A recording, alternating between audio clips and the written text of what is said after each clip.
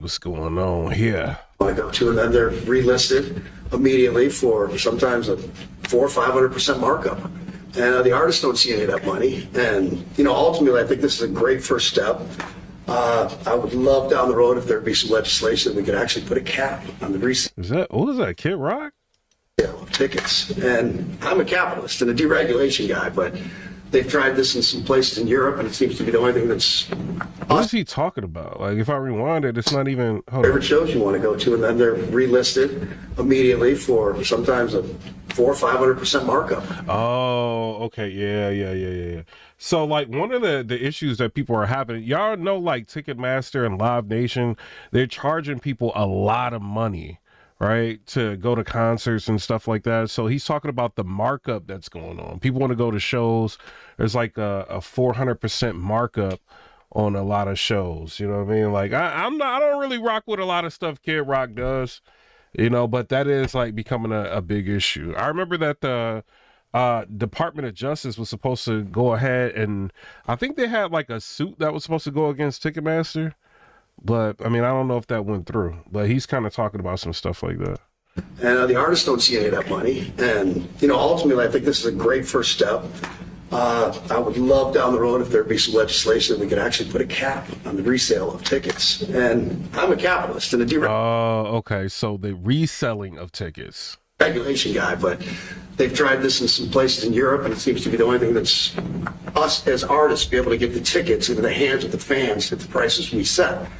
I'll be the first one to say, and I know the president doesn't like when I say this, but I'm a little overpaid right now.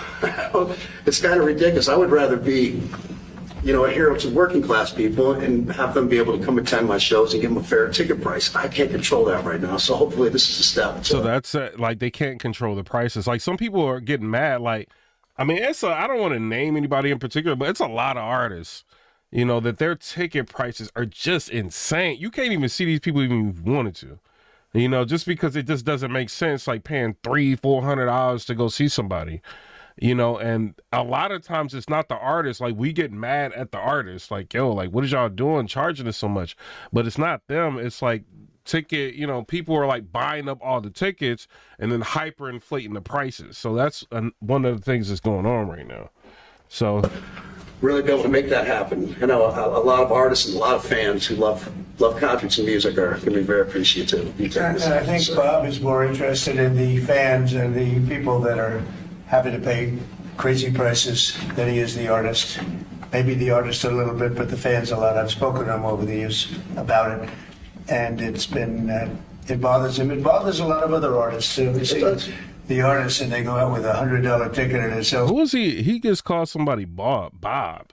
Kid Rock's name is like Robert James Ritchie. So who's he talking about? $2,000 the following night.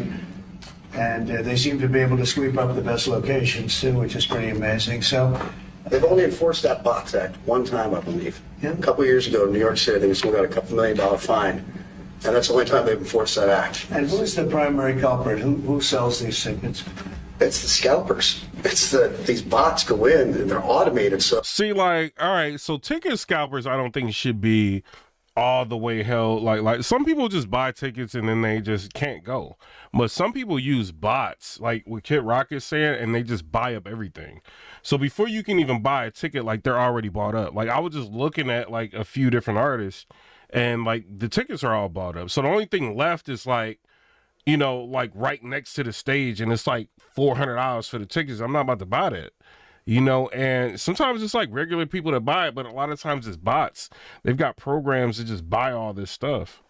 So what is your company involved? Somebody said Robert equals Bob. Like, I don't know, like that, y'all names and stuff, like, I don't know what y'all be doing. Like somebody said Will means Bill. Like, I never got that. Well, somebody said Robert means Bob. Like, I never understood that. You might know. No. Well, there's reselling markets. Yeah. I know, Peter. But that's all right. Don't get them involved. What company do you think? Maybe they're more innocent than we think. Well, if you think of it. One of the things with the artists like Kid Rock, right? He wants some of that money. Like, let's be real. Like, if the concert ticket is for $150, like a nosebleed seat, right? And somebody ends up selling that same ticket for like $500 or $400, right? You know he wants some of that money. Like, let's be real. Why else would he care? Like, he wants some of that money. He ain't doing this. He ain't standing up there just because he wants to be nice. You know what I mean? Like, if he can't get none of that money, like he wants to stop that from happening is what's going on. Sean Mayberry is a member on the channel. Shout out to you. He said, who dressed him for his White House visit? Give him the Zelensky treatment. You know, ain't that, did he wear something like this? Like ball with that ball, that bang? Like, didn't he wear something like that with that? Like if Ticketmaster sells a ticket, if you buy a ticket and go to a show, you're in a lot of ways their worst customer. Bro, this dude owns, like, I'm in Nashville, Tennessee. He owns like a bar downtown, like a major bar. Like, he's making mad bread, plus his music and his, you know, music streaming don't really do what it used to do, but it's still doing a lot. Then he's got concerts and stuff. He try to get every little penny he can for his concert tickets. You know what I'm saying? These artists are mad because scalpers are the ones that's making the money. They make another 17 whatever percentage every time that ticket resells, so they don't want to enforce the bots act necessarily because they're making more money off it. The artists don't see any of that money, but that's not what I'm advocating for. Is for me to make more money. I want the fans to have fair ticket prices, be able to go and enjoy more shows. I know people that they decide on a family vacation or going to their favorite concert once a year rather than, you know, my parents used to go see multiple. Rain Day said nobody going to see Kid Rock concert. No, they be going to see him. They do. Shows when you could afford them back in their day. And I'd like to take my ticket prices lower, but if I set my ticket prices low, these bots immediately eat them up and they resell for hundreds of dollars more, and I'm just making these bad actors rich. Well, I think this is a big step to getting it stopped. So I don't know. What do y'all think about that?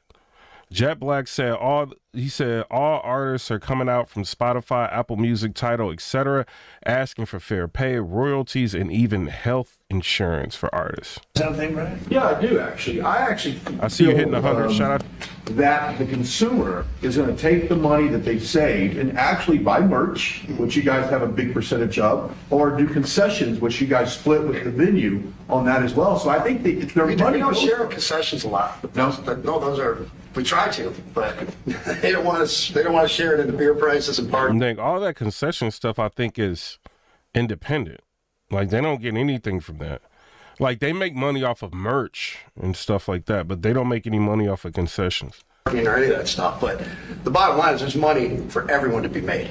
There's plenty of money to go around. You know, no one's going to really lose here. You know, Ticketmaster, if we can get a cap, they're going to lose some money. But I've already talked to the CEO. Ticketmaster needs to be controlled. You know what I mean? Like, their fees are ridiculous. The Department of Justice said they were going to do something about it. I'm not sure. Let me look it up, man. Ticketmaster sued. They were supposed to sue them. Let's see. Ticketmaster suit. Because they, like, are ripping us off. So it says, yeah, Live Nation Ticketmaster sued the Department of Justice. Let me show y'all this. Justice Department sues Live Nation Ticketmaster for monopolizing market across the live concert industry. Live Nation Ticketmaster exclusionary conduct and dominance across the live concert ecosystem harms fans, innovation, artists, and venues.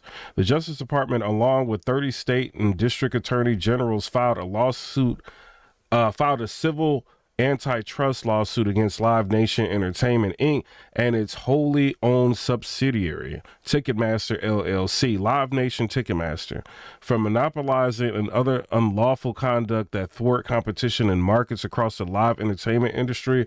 The lawsuit, which includes a request for structural relief, seeks to restore competition in the live concert industry, provide better choices at lower prices for fans, and open venues doors for working musicians and other performance artists. The complaint, so what a lot of this was, is like, if you are an artist and you don't like the practices of Ticketmaster, they can choose not to, like, take you on board, Live Nation and all that. They can choose not to take you on board, you know, and then that can be an issue. And it's like, yo, where are you going to get the venues? Where are you going to, because they got control over everything. And that becomes a big problem, you know, and by them being greedy and making as much money as they can, who's going to end up paying the cost? It's us. It's the customers that want to go to these events. It doesn't matter if it's you going to see the monster trucks, if you're going to see Lotto or Jeezy, whoever you want to go see. You know what I mean? Like if Ticketmaster is the person controlling or the entity that's controlling that, they're going to end up overcharging you. It says the complaint filed today in the U.S. District Court of the Southern District of New York alleges that Live Nation Ticketmaster, and the way they do it, Live Nation Ticketmaster, like you think they separate companies, but they like the same company. Live Nation Ticketmaster unlawfully exercises its monopoly power in violation of Section 2 of the Sherman Act. As a result of its conduct, music fans in the United States are deprived of ticketing innovation and forced to use outdated technology while paying more for tickets than fans in other countries at the same time. Live Nation Ticketmaster exercises its power over performers, venues, and independent promoters in ways that harm competition. Live Nation Ticketmaster also imposes barriers to competition that limit the industry and expansion of its rivals. You see what I'm saying? So it's like they have complete, total dominance over everything.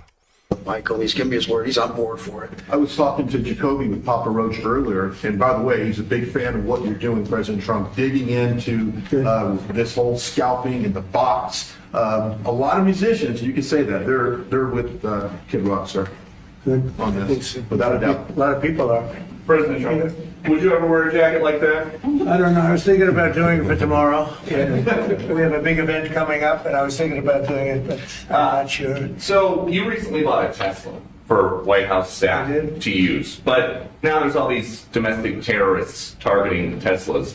Are the staff scared to drive it? I don't think so. I haven't heard. They were complaining. I did buy one, and I let the staff use it.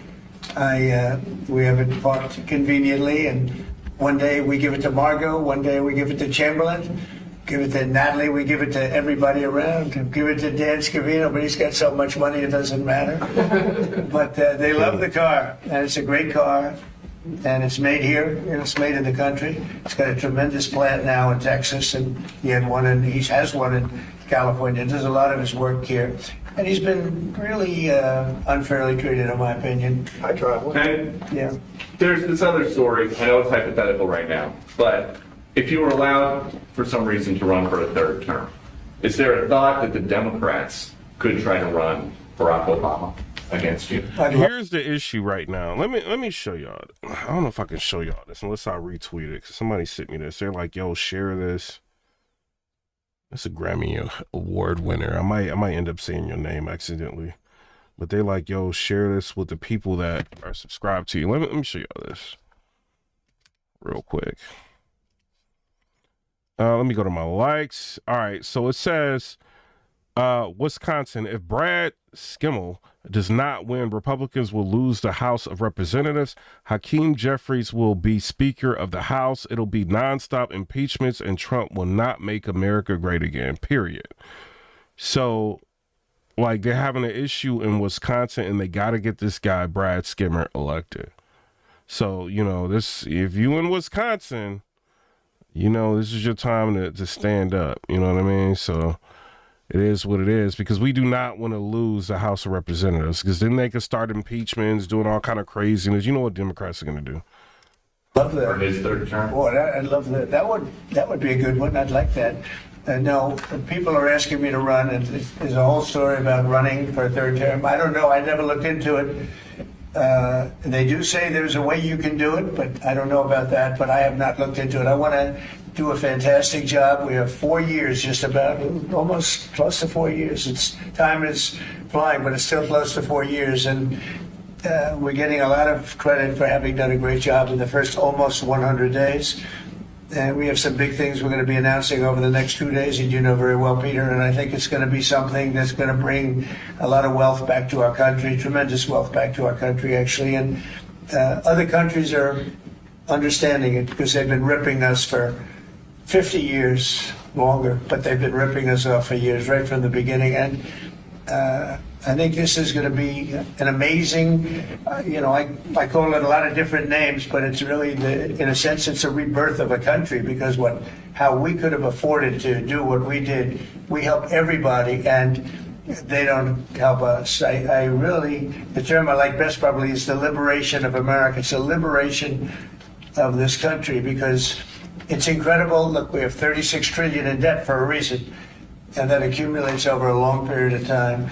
So I think what you're going to be seeing over the next couple of days will be very inspiring to a lot of people. You know, they had a lot of auto plants being built in a certain country. I don't want to mention the country because we get along great with the To country. go back to that Wisconsin thing, because they're having an issue in Florida too. It says Republicans hold a narrow majority in the U.S. House, which is a top concern for President Donald Trump, who this week said Representative Elise Stefanik of New York will remain in Congress rather than join his administration in an effort to preserve the GOP's advantage.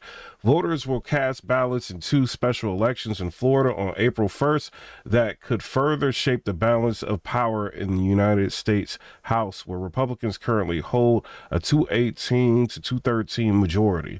The outcome could either strengthen the GOP's lead or allow Democrats to narrow the margin, which could complicate efforts by House Speaker Mike Johnson, a Louisiana Republican, to advance key parts of Trump's agenda.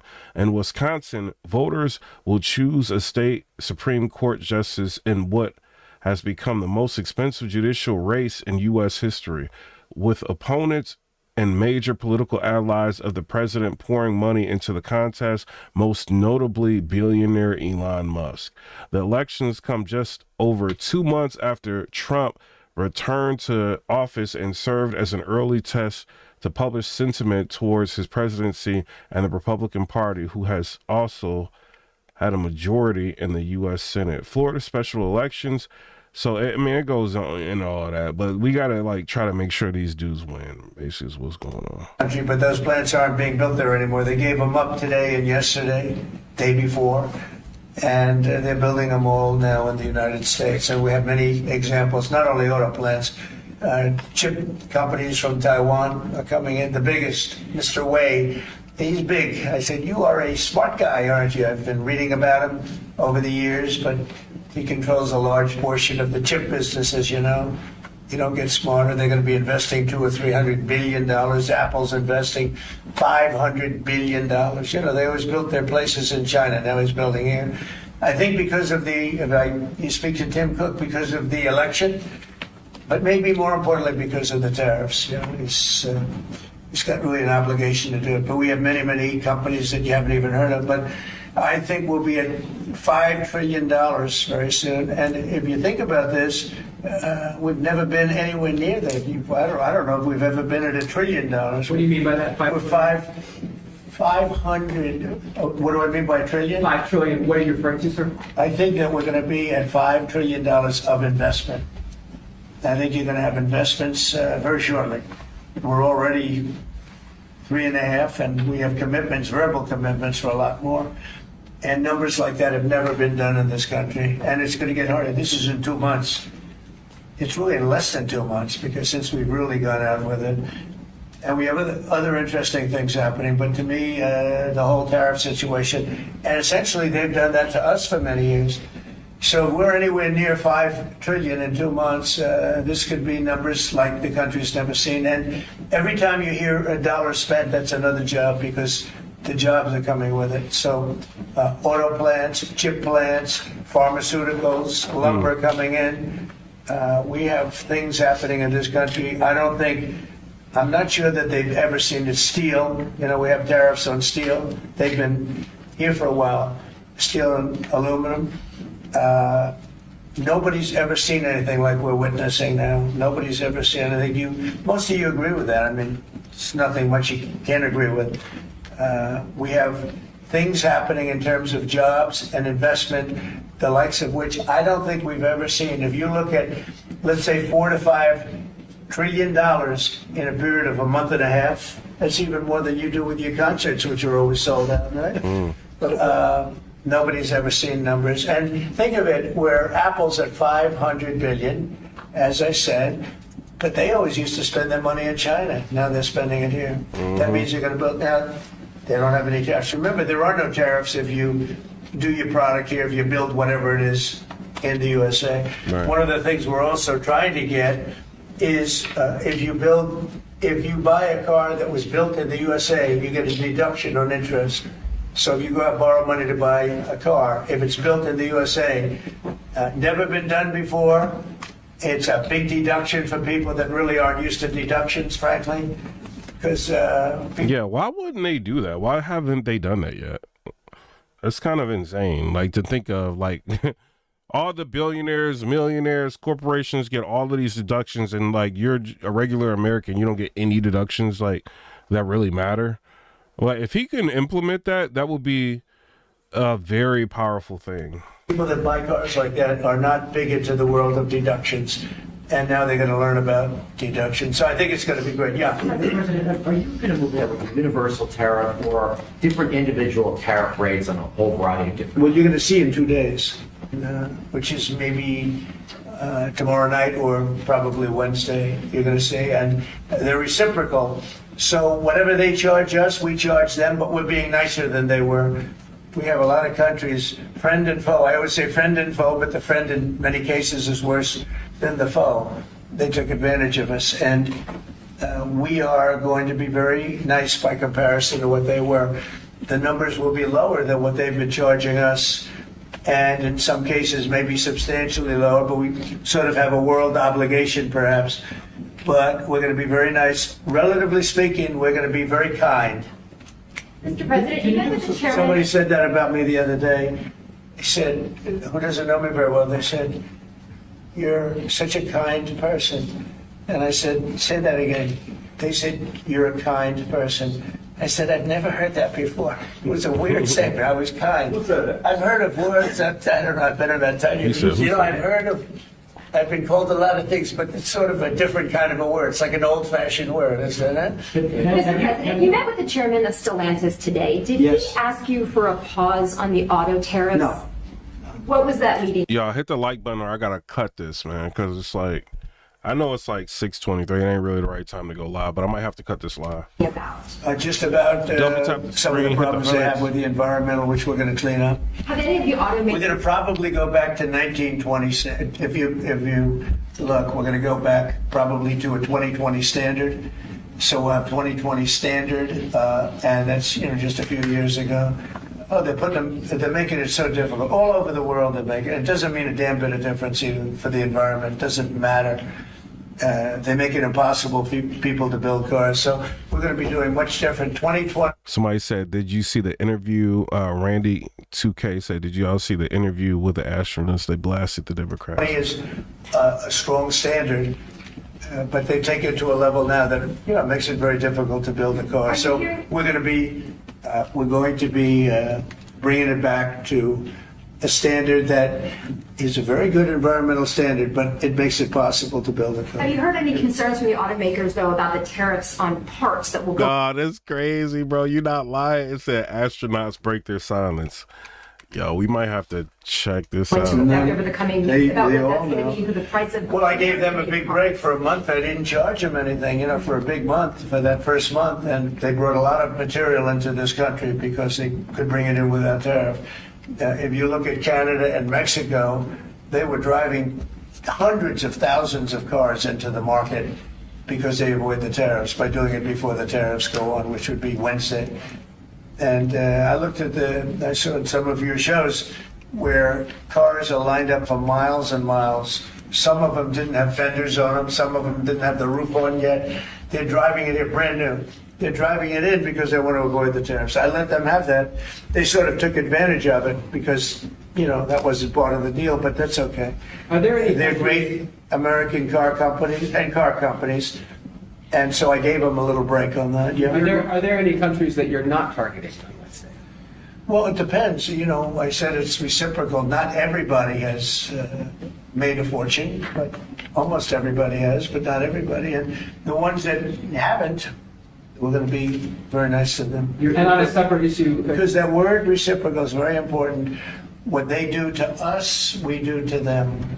Okay. can I just ask you briefly on President Putin? You said over the weekend, or indicated over the weekend, some frustration with him. How serious are you about imposing oil sanctions? No, I want to see him make a deal so that we stop Russian soldiers and Ukrainian soldiers and other people from being killed. But mostly it's Russian and I Ukrainian. always thought reporters are smart. Like, they come, how close are you to putting oil sanctions on it? Like, bro, why don't y'all ask questions like, yo, can we stop this war? Like, are you guys close to stopping the war? Why don't y'all ask questions like that? Why are y'all asking, like, like agitating type questions? Like, these reporters are ridiculous. Soldiers, they're losing at least 2,500 human beings, beautiful human beings, a week. And I wanted to stop. 2,500 a week of people passing away. That's crazy. And some people would say, why do you worry about Russian soldiers or Ukrainian soldiers? I worry because it's like they're just like you people. They're like us. They're like all of us. What's up, Tabby? And I seem to have an ability to do those things. And if I can do that, I think it's a very worthwhile thing to do. And I think we will. And no, I want to make sure that he follows through, and I think he will. I don't want to go secondary tariffs on his oil, but I think, it's something I would do if I thought he wasn't doing the job. I did it with Venezuela. Secondary tariffs, and you know what happened? Every boat left the harbor. Did you see that? It was a beautiful thing to see. The whole harbor emptied out. My words weren't even finished. I have these massive ships. They're actually taking the hoses and dumping them into there. They couldn't get out of there fast enough because they know I don't play games.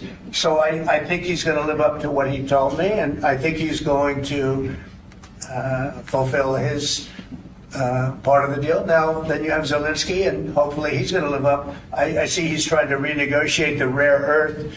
We did something because, as you know, the Europeans get paid back the money that they gave, and we don't, because Biden is an incompetent president. And he should have asked for rare earth, or he should have asked for the loans to be guaranteed in some form. That's what Europe did. Europe is in for That's true. probably $100 billion. And we're in for 350 billion, so we're in for more than three times. And now you could make it a little bit less. 350 billion of our tax money for Zelensky. Like, this is crazy. But it doesn't matter, whatever the number. We're in for substantially more than Europe. We could be in for 350 billion. They have no idea because Biden wasn't a good bookkeeper except for himself. And what happens is we made a deal for rare earth. It was all done. And I heard through you, I haven't spoken to them yet, but through you, I heard that they're now saying, well, I'll only do that deal if we get into NATO or something to that effect. Well, that was never, number one, discussed. Number two, I think it's going to be very long before Putin. They said you're not going into NATO. And it could be, that's probably the reason the war started, actually. We're hours away from a very special election. Wisconsin, Florida, I want to share your thoughts on Republican voters to not sleep on this. Yeah. Two very important races together. Well, it's a big race, Supreme Court race in Wisconsin. It's taking place essentially as it was early voting, so we'll see what happens. It's a big race. I love Wisconsin. We won Wisconsin. Republicans typically don't do very well in Wisconsin, but I did. I actually won it twice. I actually probably won it 3 times, to be exact. We played their son. Not probably. I won it 3 times. We had a rigged election the second time, but that's, one of those things. We had to make this one too big to rig. Would you agree with that, Brian? Yes, too sir. big to rig? Yes, sir. So anyway, but there's a big race, and I hope you get out and vote for the Republican. The woman is a radical left lunatic, and let's see who wins. But the woman will be very bad, and Wisconsin's a big state politically, and the Supreme Court has a lot to do with elections in Wisconsin. So if whoever it is that's running, including even Senate races, etc., but whoever it is in 4 years that runs.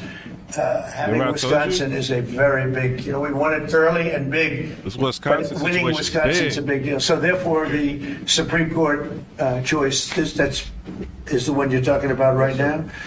It's a big race. It's going to be announced fairly shortly. President Trump, on TikTok. Big week deadlines. You got Liberation Day and then TikTok deadline. Yeah, we do, which I can extend if I want. But we have a lot of enthusiasm for TikTok for buying it.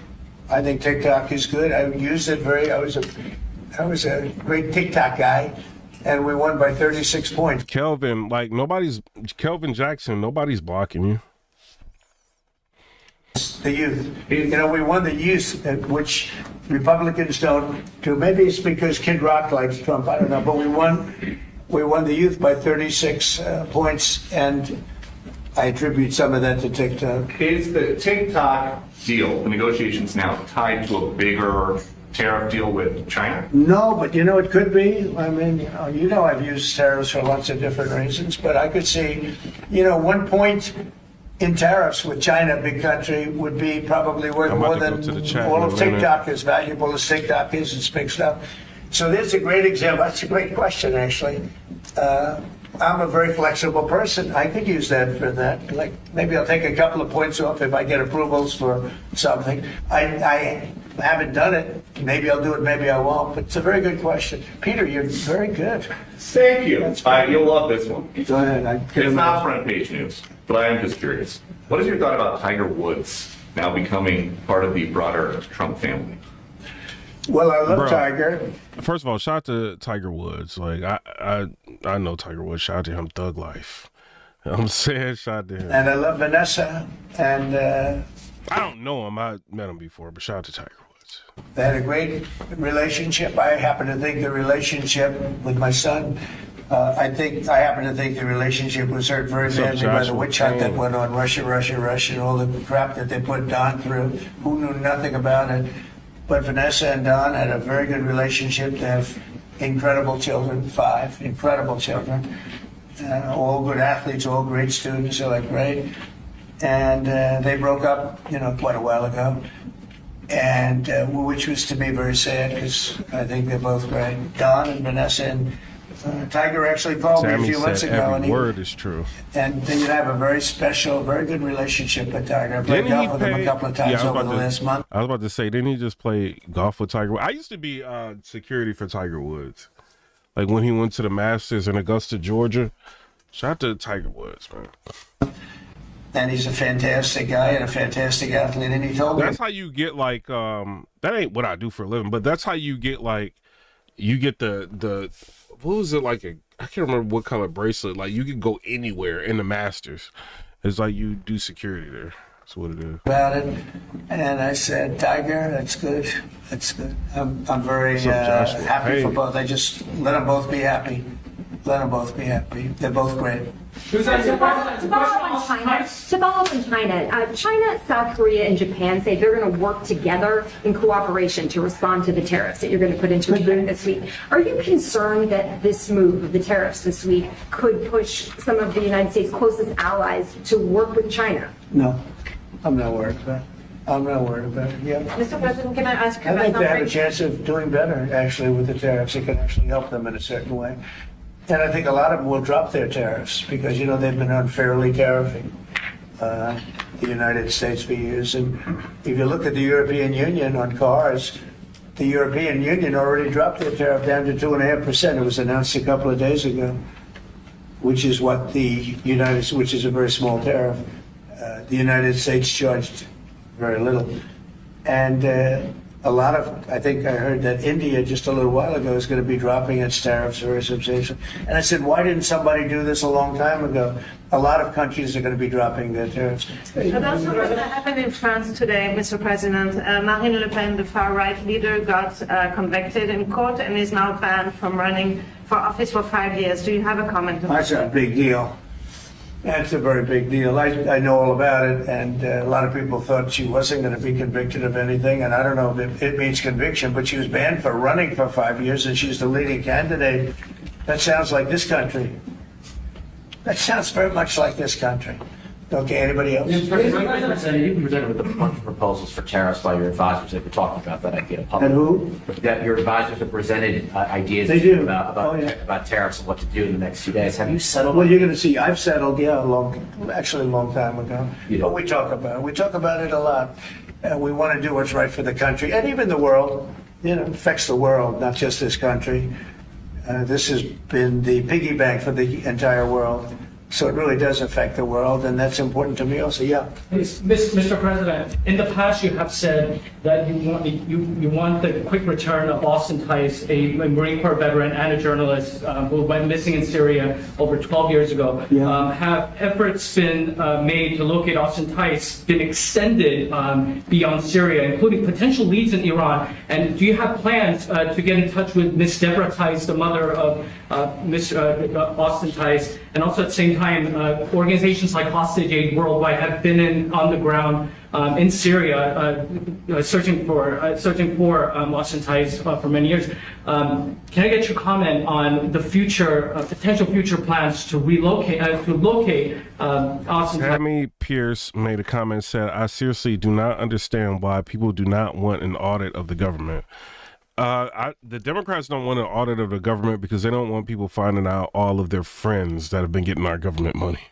That's why they don't want an audit. A lot of people just, you know, I think it's just corruption. They don't want like corruption to be seen. You know, people like to live in their own bubble and think that the government is so, you know, holier than thou. But, you know, this is like really breaking people's confidence of the government, and people don't like their thoughts being challenged.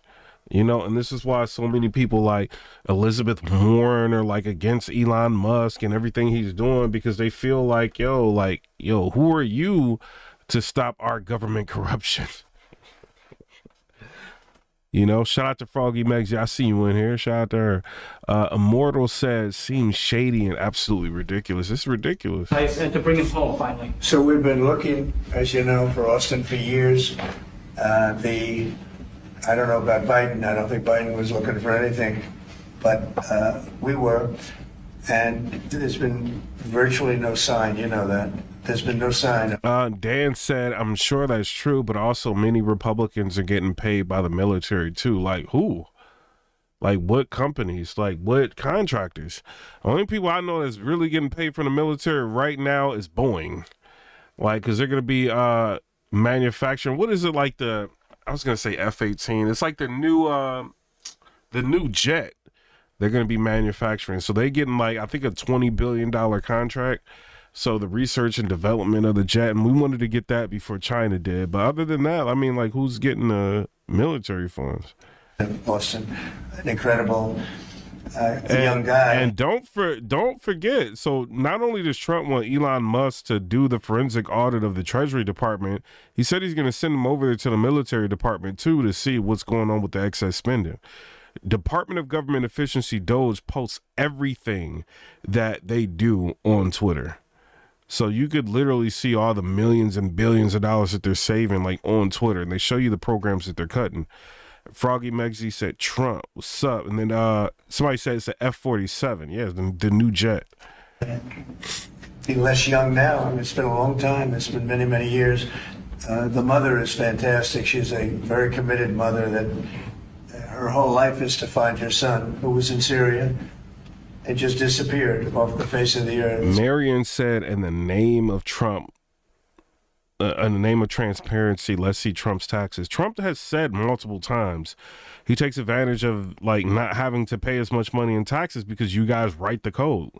You know what I mean? And like, you know, you're going to take advantage of it. If you are a millionaire or a billionaire and there's a lot of tax advantages for you owning a company, you're going to take advantage of the tax breaks. You'll be an idiot not to.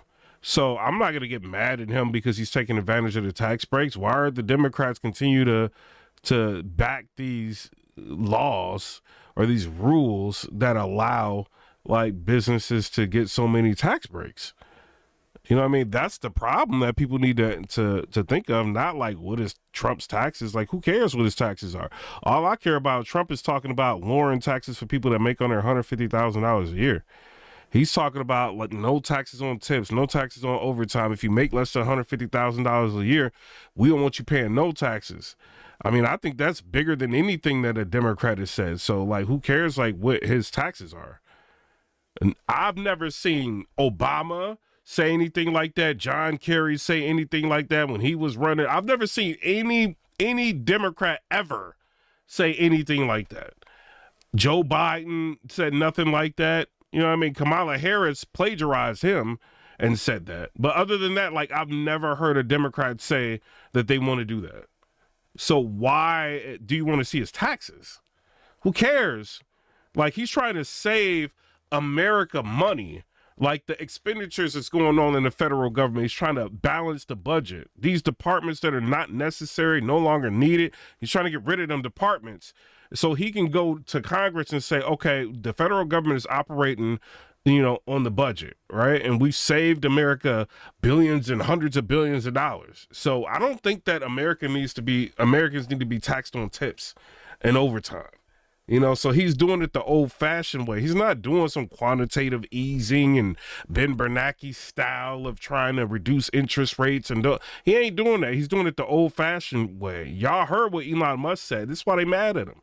Elon Musk said that the interest alone on the deficit of the United States, the interest alone is more than a military budget. So, you know what I mean? So that's a problem. And if we keep operating the way we've been operating, the country's going to go bankrupt. So Trump and Elon Musk is trying to stop the country from going bankrupt. What are we, like $36 trillion in debt? And it's just getting worse. We owe like Canada $200 billion, like this country hundreds of billions. Like, why do we owe all of these countries money and we're protecting them with our military? You know what I mean? So it's, something like, I don't care about what his taxes are. I care about whether or not he can save this country. That's what I care about. So, a lot of bad things happen, but we're always, we will never, until we find out something definitive, one way or the other, we'll never stop looking for them. But we have been, and the response, it's just a lot of dead ends. He's been gone for a long time. The problem is there's never been a sighting. Sometimes you'll have somebody you're looking for, and there's a sighting. There's never been a sighting of Austin, but we are out there, and we have great respect for his family and for his mother. She's been unbelievable. Yeah, President, a question about behind you. Like, how is, before Barack Obama got elected, he was worth $1.3 million. After his presidency, he's worth $70 million. Let me show y'all this, bro. Let me show y'all how just corrupt, like, y'all coveted like Democrats are. Let me show y'all this, right? U.S. president's net worth before and after office. So Donald Trump before office, $3 billion. After office, $2.3 billion, right? Barack Obama, $1.3 million before. After, $70 million. That's crazy. George W. Bush, $20 million, after $40 million. That's a lot. Bill Clinton, $1.3 million before he became president. After he became president, $241.5 million. Y'all don't see a problem with this? Elizabeth Warren ain't even a president. What was she worth? Like hundreds of thousands? And she, like, her salary is like 200 some thousand a year. This chick's worth like $13 million. Y'all don't see problems with that? It's like big problems. Jimmy Carter, $2.3 million, after $10 million. Like, what is y'all talking about? Y'all worried about his taxes? He's doing this for free. He ain't taking that presidential salary. Like, what is y'all talking about? You've had outreach with the leaders of Russia and China. You've made an outreach to Iran.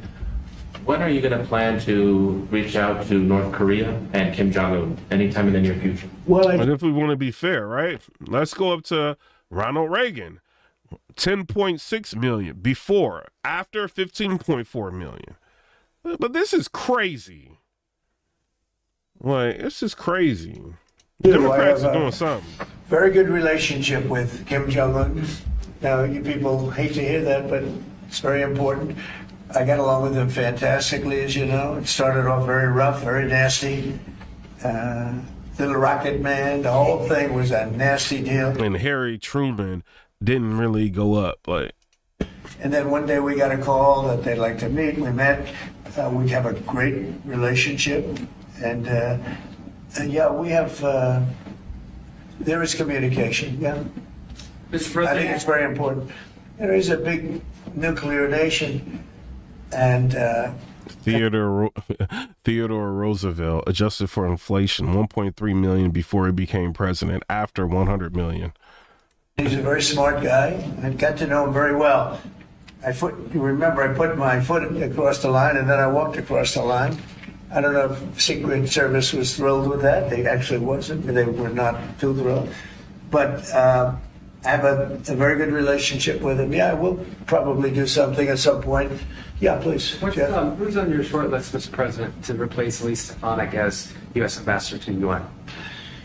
So we have a lot of good people that want it. First of all, Elise is fantastic, and I just don't want to take chances with you guys saying, how's the election going? We have a congressional election that's a little bit close. I guess the one is in good shape, but the other one's a little bit close. But Randy Fine is a great guy. We only got 23,000 views in here. Y'all hit the hundreds. They're both good candidates. They're very good. But it's, you know, a little bit, we want to be careful. And Elise is very popular in her district, and so am I. We won by a lot of points, and so did she.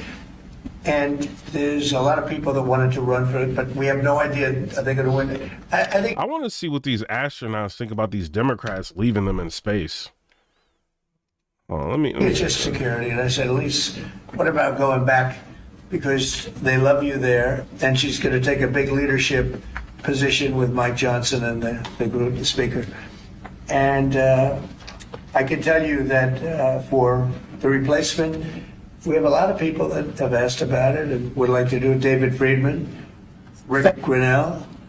Hold on. Let's see what these astronauts think about these Democrats leaving them in space. Thank you for your time today. Absolutely. Absolutely. Can I call you Sonny? Sonny, yep. Butch, okay? Absolutely, yes, sir. How well did you guys know each other before you went to space? We've known each other for a couple decades.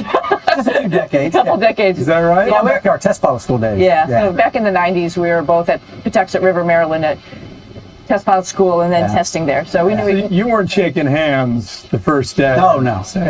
No. So, Sonny, you were born in Euclid, Ohio, east of Cleveland. You grew up in Needham, Massachusetts. Yes, sir. You were about to retire.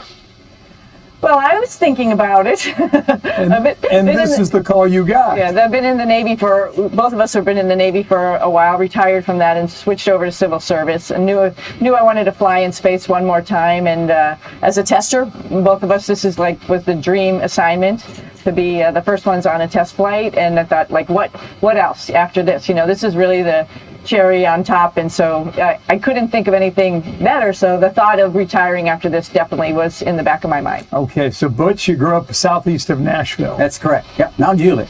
That's crazy. Like, I'm from Cleveland, Ohio, so she was around where I'm from, and then I'm in Nashville, Tennessee now, so that's interesting. You're both from the Navy? Yep. Yep, Mount Juliet. You're both from the Navy? So he's like 40 minutes from me. Navy. Yep. Did you always want to be an astronaut? What's up, Marie? You know, I guess like any kid, I had the desire. You see all the launches, you know, wow, that's really cool. Like any, you know, probably 99% of the kids out there. But it wasn't something I took steps toward to achieve. But eventually joined the Navy, flew jets, got selected to the test pilot program, kind of hit all those wickets that were required at the time to be selected. Hold up. And you know, one of them astronauts that was left in space is from like Mount Juliet. Like, that's crazy as that. Yo, As a space shuttle pilot, and I thought, I'm going to give that a shot. And NASA said, thank you very much, but we don't need you right now. So several applications later, I finally wore them down. So yeah. Okay. Well done. Yeah. I can see that side of you. So the plan was for 8 days. And bruh! The plan was only for 8 days, and these dudes spent 9 months in space. Oh my God, bro.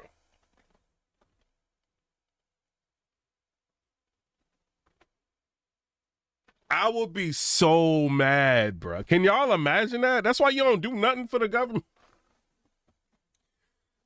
8 days, and they spend 9 months up there? I'm wondering how you prep for that versus a trip that lasts 286 days. We prepped as if we were going to stay long, planning for the short mission. Our focus was on the mission, the Starliner portion of the mission, first flight, test flight, and that was our focus. But we trained for everything. Maintenance on station, science on station, spacewalks on station, robotics, arm work on station. We trained for it all. And we were prepared to do anything that we were asked of for a long duration. Again, planning for one thing, preparing for other. And that's not unique to us. This is what your human spaceflight program does. This is what each individual, the army that supports human spaceflight, the part of human spaceflight that are passionate about human spaceflight, this is what we do. We plan. And Border, I got you. Border said, miss me with that. Could you imagine going to visit everywhere Can you imagine going to visit somewhere and ending up there for a year? Yeah, you know what I'm saying? Like this dude is taking the I'm a company man approach. I'm gonna defend the company. This is what he sound like to me, bruh. If I'm planning on being up there for 8 days and you keep me up there for 9 months, when I see you, we gonna have a problem, bro. We gonna bank it's something going down. Like I'm up there for 9 months. No, miss me with all this like super. I'm a company person. Like, no, bruh. They violated y'all, and the president was gonna leave y'all up there. Biden was gonna leave y'all up there. Trump got y'all down. This is crazy, bro. And for as many contingencies as we can dream up, because this is a hard business. Yeah. It's tough. Sonny, I asked our viewers for questions. Yo, Trump said he would pay them their overtime pay out of pocket because they weren't guaranteed any overtime pay. And because a reporter asked Trump, like, what do you think about the astronauts that are up there? Should they be receiving overtime pay and all of that? Like, come on, bro. Like, and Trump was like, yo, I would just pay them the overtime pay. Like, they've been through enough. Like, and we got a lot. What's up, King? Other than food and hygiene, I think the number one question, hair. There are a lot of those in there too. That's right. Son, you got some great games shots. with his hair. Nicely done. First of all, you got to use the bathroom when you up there. That's what people don't understand. Like, where's all that stuff going? Like, because they preparing for you for like 8 days and you up there for 9 months. Where's all that stuff going, bro? Like, where you getting all this water from? Like, what, you know what I'm saying? Like, where's all this coming from? No, bro. Like, it's crazy. I think the question that came back the most was this. When you found out you were not coming home, what was your first thought? You know, my first thought was we just got to Shrapnel said they only made $5 a day after the initial 9. pivot, right? So if this was the destiny, if our spacecraft was going to go home based on decisions made here and we were going to be up there till February, I was like, okay, let's make the best of it. Oh my God, bro, you not lying.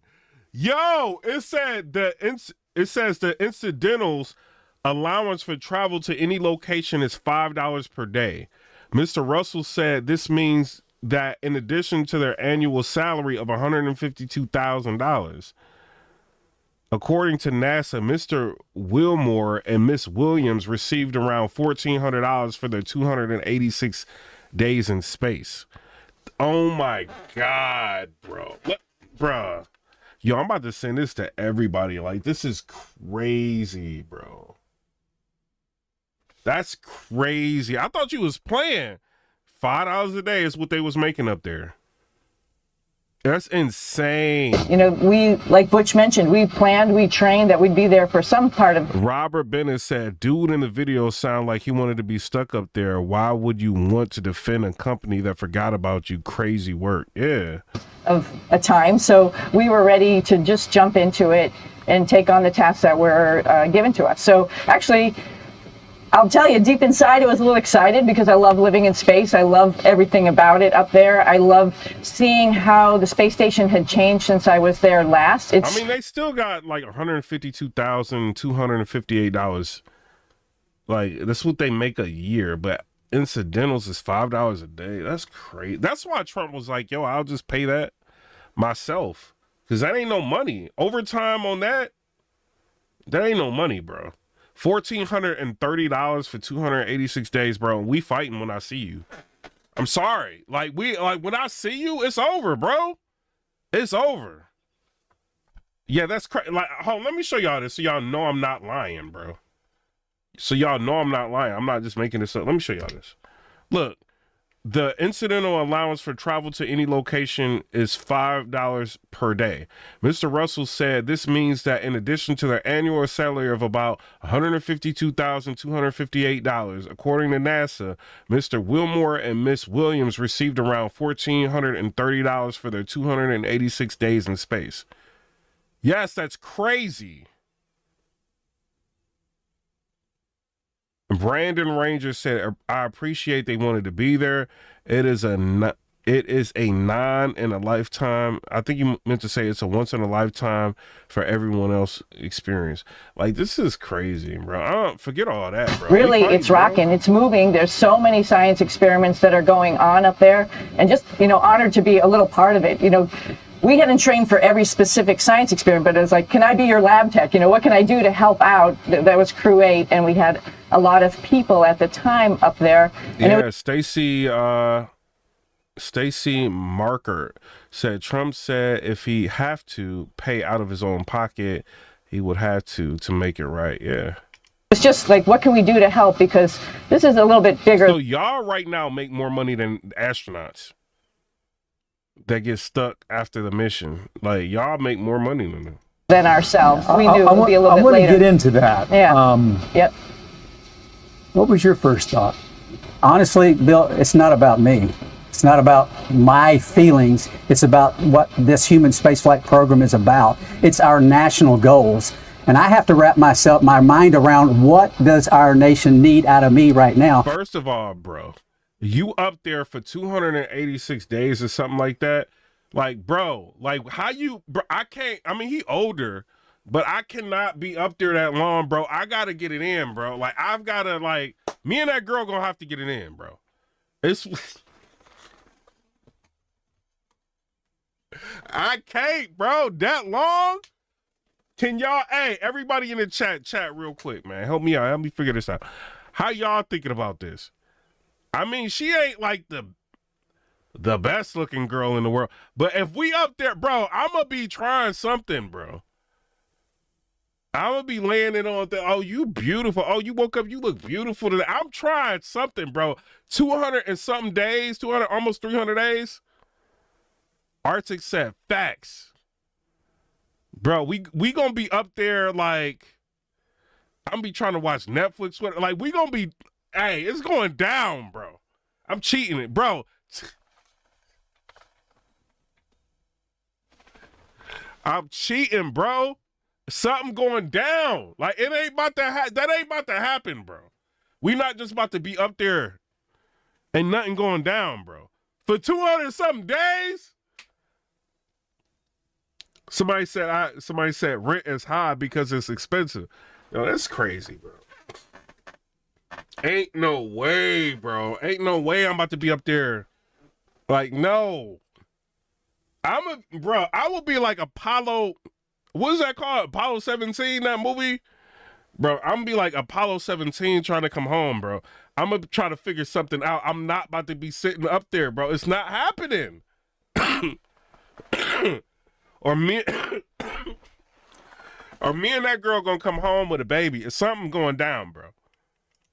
That's going back to, when we're in the fleet and we're, operating from the pointy end of the spear. We're an instrument of our nation.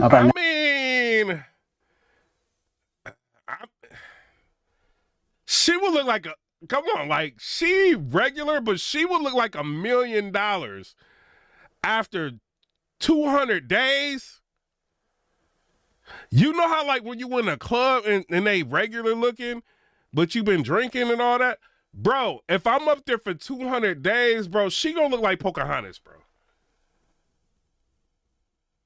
She is, bro. She gonna look like a supermodel. Because ain't no way.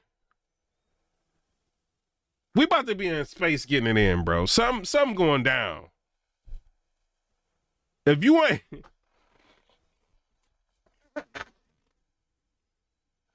Could y'all chat? One in the chat, if you could... One in the chat if you're going to try to smash, bro. One in the chat. Help me. One in the chat. Ain't no way. One in the chat if you would try to smash. Two in the chat if you want. After 270 days, bro. No. Sean Mayberry says she looked like from the Emperor's New School. Bro, bro. She gonna be looking amazing. Like, to me. Like... Everybody saying one. Bro, they better have cameras everywhere, bro. Because I'm going to be like, yo, what are these cameras? I'm like, girl, come here. What are cameras at? We need to figure this out. we're gonna have to figure this situation out because this ain't about to go down like this.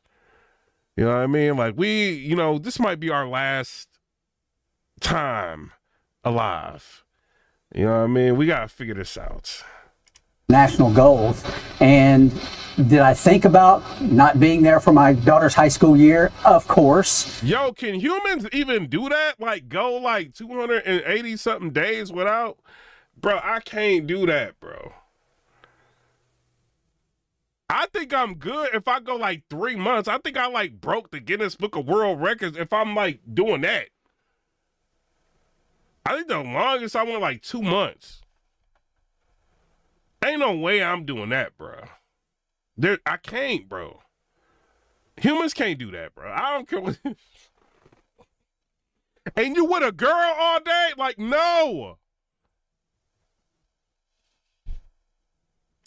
But compartmentalize, we've trained them to be. I mean, I'm going to take my sock off or something. Something got to go down. I'm like, where the space lotion at? I can't do this.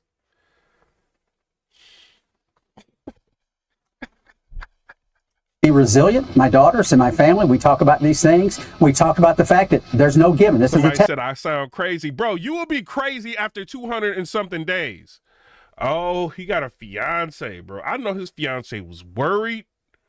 Of course, but compartmentalize, we've trained them to be resilient. My daughters and my family, we talk about these things. We talk about the fact that there's no given. This is a test flight. We don't know what's going to happen. Oh, his wife all right looking. About not being there for my daughter's high school year, of course, but compartmentalize, we've trained them to be resilient. My daughters and my family, we talk about these things. Yeah, his wife all right. Yeah, he was trying to get home to that. He about to tear his wife up like when he see her, bro. We talk about the fact that there's no given. This is a test flight. We don't know what's going to happen. We might not be back in 8 days or whatever the plan was. And focus on that, focus on the mission.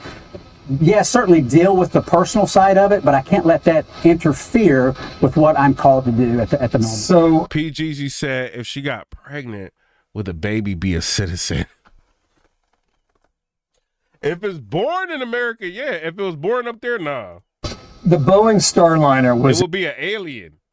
a big project. It had a lot of delays. That happens. Yes. Did Boeing screw this up? Wow, I thought you might ask. She want to say something. Look, she want to say something, bro. Look at her eyes when he say that. It was a big project. It had a lot of delays. That happens. Yes. Did Boeing screw this up? Wow, I thought you might ask that question. Screw it up. Space flight is our. Yo, they came this close to having an alien, bro. This close. That's something that nobody ever really thinks about. Like if you up there in space and you get in, and you have a baby in space, bro, that baby is an alien, bro.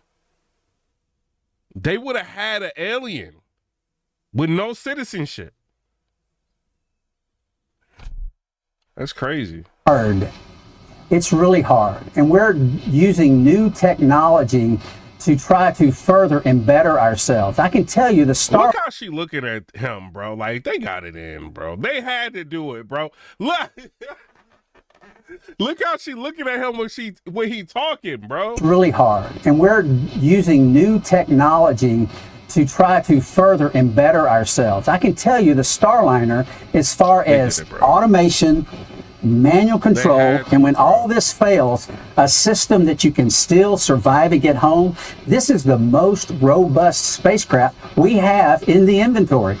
There's nothing that can do everything that Starliner can. First of all, I'm not going into space if we only got like 1 or 2 rockets. Because if something happened, like I'm messed up. If Elon Musk didn't have this space thing, like, bro, they would not be they wouldn't live. Like after they food and stuff run out, it'd be over for them. If Elon Musk did not have that Starship, whatever it's called, like, bro, man, and they just would have left him up there. Do. And when you have such a complicated system with new systems on board, I mean, we look with cameras at the space station and it maps the station and therefore it knows its exact position. I mean, this is new technology that we're dealing with. And so when you put all that together, it's tough. It's tough as it is anyway, but rolling. I'm sorry. She would get it, bro. Like up there that long. I'm sorry. I know I'm kind of being immature. She would get it. She would have to, bruh. All throughout that space station. We be flying around. She be bent over all day. It's going down. Turn the cameras off, NASA. Turn the cameras off. It's time for me and her to take flight. It's going down, NASA. Pulling all these things together, it's really so. But I can appreciate that, but this was so important, Sonny, and so expensive, and they failed here, and they failed you. I wouldn't really characterize it as that. Like Butch mentioned, the spacecraft is pretty complicated, and the way they've integrated all the different. What is she talking about? I wouldn't really characterize it as that. Oh, she has lost her mind. Oh, she gullible. Oh, she gullible too? Oh, in space? Oh, no, she getting it.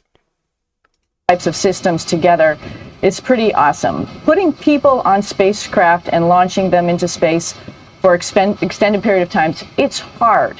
It's not just, here, jump in, go up, and come back down. It is taking you to a destination with a rendezvous. That's hard. And there was a lot of work that was put in. I mean, part of the reason we were trained. I don't think I could though. I don't think I could, bro. I don't know, bro. 280 days.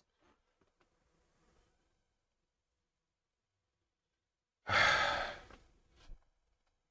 don't know. For the space station is because we had multiple years of work. They got some space wine in a bag or something. Like, hold on, drink this space wine real quick. Need to work my imagination up in here. Working with the Commercial Crew Program and the Boeing company to, what is it like to put people in a spacecraft? This is, a brand new spacecraft. It, wasn't like it was flying a number of years. So that's difficult and that's hard. I would say, let's add to your question. There was a lot of testing that's required when you put people in a spacecraft. And maybe, there was a little bit of time that, the launch date was coming upon us and, you weigh whether or not the risks there. Like, do we do the test or do we go for the launch date? What is... Y'all know they got them special powers, right? Like when they up in space, they could do things like shut off all communication and shut off all cameras and all power, auxiliary power and all. Man, I watched Apollo 17, bro. What is it called? Apollo 30? Yo, did I say Apollo 17?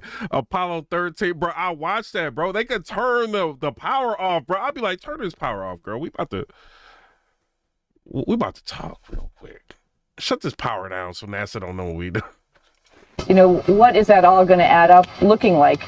And there were lots of conversations about launch dates and what testing and looking at the data, analyzing the data, whether or not it was an actual test or a partial test of some of the systems that were on board and weighing whether or not that was good enough or not good enough. So I wouldn't characterize as they failed us. I'd characterize as there was a huge team that was working together. They failed y'all. What is you talking about? They failed y'all. Y'all could have lost y'all life if it wasn't for Elon Musk. What are you talking about? You alive now, so you thankful. Diligently to try to weigh all the risks of putting people in a spacecraft for the very first time with brand new systems like Butch was mentioning and seeing, how that was all going to work. And we had a couple test flights beforehand. And things were, we learned things. We knew we were going to learn things on CFT also. It's part of the reason we did all that other training for ISS, because we knew we were going to learn things in chain. Crew flight test. Crew flight test. Thank you. We knew we were going to learn things, so we planned on we'd probably be there a little bit longer. I just want to put a fine point on this because Butch, you said we don't feel abandoned, we don't feel stuck, we don't feel stranded. Right. Could I use the word marooned? Okay, so any of those adjectives, they're very broad in their definition. So, okay, in certain respects, we were stuck. In certain respects, maybe we were stranded, but based on how they were couching this, that we were left and forgotten and all, we were nowhere near any of that at all. So, stuck, okay, we didn't get to come home the way we planned. So in one definition, we're stuck, but in the big scheme of things, we weren't stuck. We were trained. He's trying not to lose his pension, bro. They probably had like a debriefing, like, look, whatever happened, y'all, we want like y'all picture perfect, great answers. Don't say anything bad about NASA or you're going to lose your pension. You want to be 70 years old working at Walmart, you better play by the rules. When Fox News asks you a question, we want nice cookie cutter answers. And don't let them know y'all smashed. But let me comment back on this other. You know, they failed you. Who's they? There are many questions that, as the commander of CFT, I did not. Bro, company people be annoying me, bro. Like, y'all be so company oriented. Y'all don't care about y'all own life. Let me get up there. Bro, if they would have had Shaquanda or LeBron up there, bro, the whole interview would have been dead. Oh, they done left us up there in space. Like, what's wrong with them? We almost died. Oh, my God. Like, I would be going crazy, bro. No, I'm not about to be like, they made mistakes. I should have never have trusted them. I never should have trusted them. They only have one spaceship. Like, I'll be going crazy, bro. Ask. So I'm culpable. I'll admit that to the nation. There's things that I did not ask that I should have asked. I didn't know at the time I needed to ask them, but in hindsight, some of the signals were there. Is Boeing to blame? Are they culpable? Sure. Is NASA to blame? Are they culpable? Sure. Everybody has a piece in this because it did not come off. There were some shortcomings in tests, shortcomings in preparation that we did not foresee. So, yeah, could you point fingers? I don't want to point fingers. I hope nobody wants to point fingers. We don't. Bro, you up there without your cell phone? Man, they crazy, bro. Bro, I can't go an hour without looking at my cell phone, bro. 280 something days without my cell phone. Bro, it ain't going down, bro. It's not going down. I'm wowing. We want to look back and say, shame, shame, shame. We want to look forward and say, let's rectify what we've learned. And you know how, and he's so big of a company, man. Somebody in the comment section said it, right? Arctic said it in the comment section. He's so big of a company, man. He don't even bro, he might be able to sue these people. Bro, you only getting like, what is his salary? $152,258 a year. And he trying to save this save the company's reputation. I don't know. Maybe they signed something saying that they can't sue if they unalive or something happens to them or whatever like that. Bro, I would be trying to sue them, bro. I would be calling.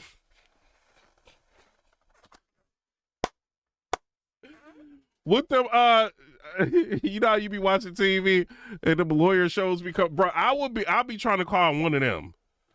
You know what I mean? Like, yo, how can I sue? I was in space. They left me up there. I think this is terrible. I need some money. Like, what can I do?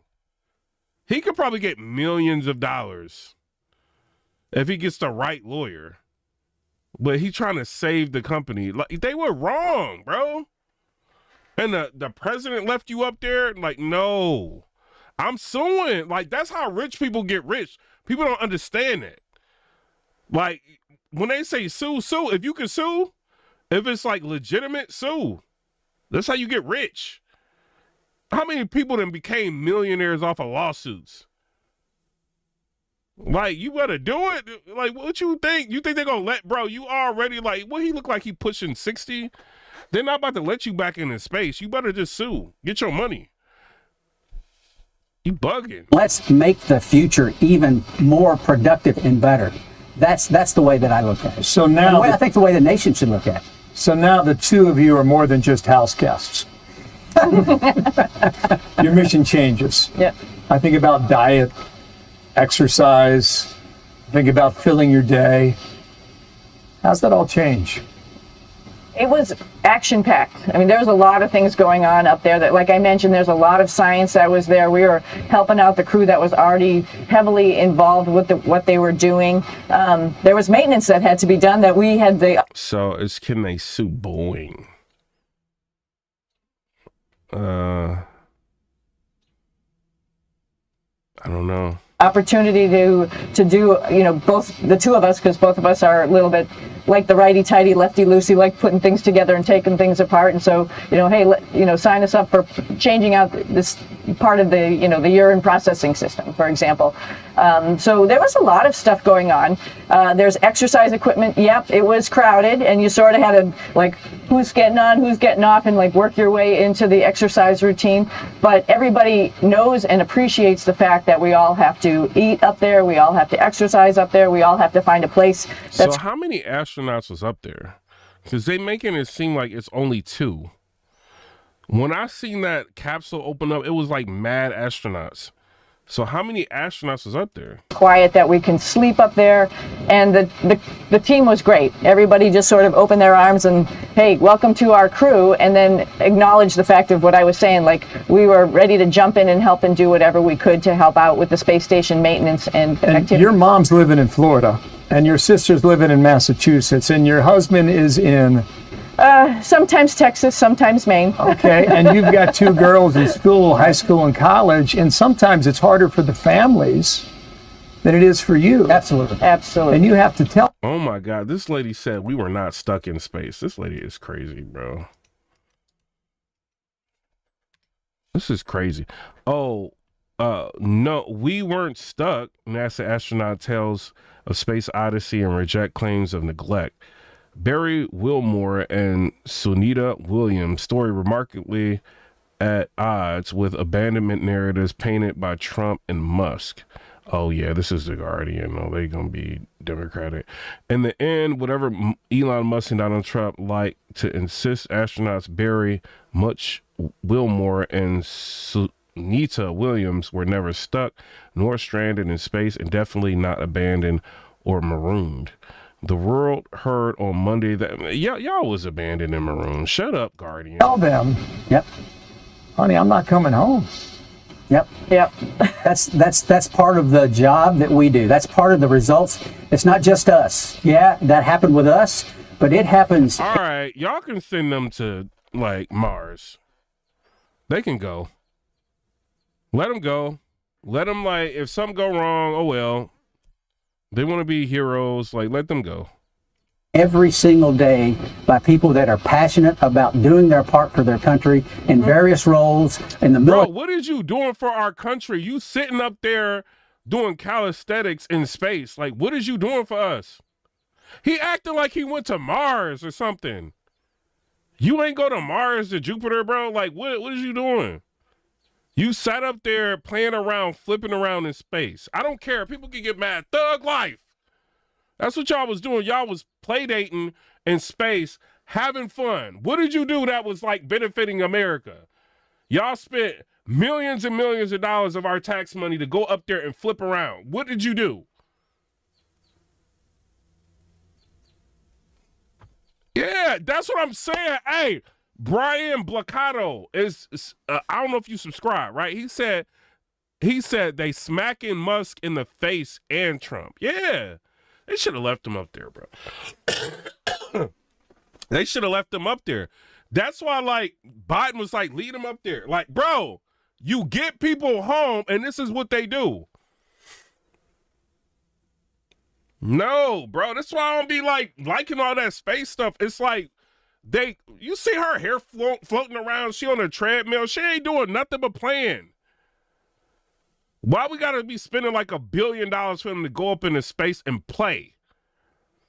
I could see if they went to an asteroid and like mine an asteroid, or they went to Mars and got some space rocks and actually walked on Mars or something like that. Then I'd be like, all right, they walked on Mars. You know what I'm saying? Or the moon. Or if they went to the moon, or like even at the moon, if they went to the moon, we still can't even figure out how to go to the moon and back. Like, I don't think that really happened back in the day. I think they was tricking us. You know what I'm saying? That's my opinion. But, like, if they could even go to the moon, okay, but you just sitting up there flipping around, bro, you ain't doing, like, what is you doing for your country? Like, get out of here, bro.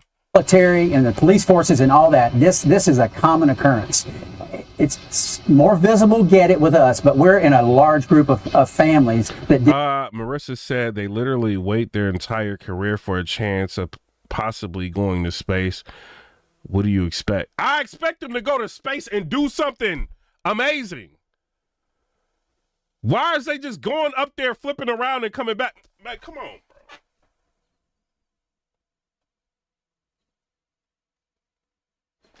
What was so amazing about them going up there, other than them getting stranded? Like, what other than that? Yes, I'm mad because our tax money went for nothing. What did they do? Play around at the space station? They ain't do nothing, bro. Deal with this every single day. Y'all don't want to say it because y'all be glazing NASA.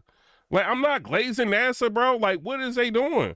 Somebody said, thank you for combating all this foolish nonsense with common sense.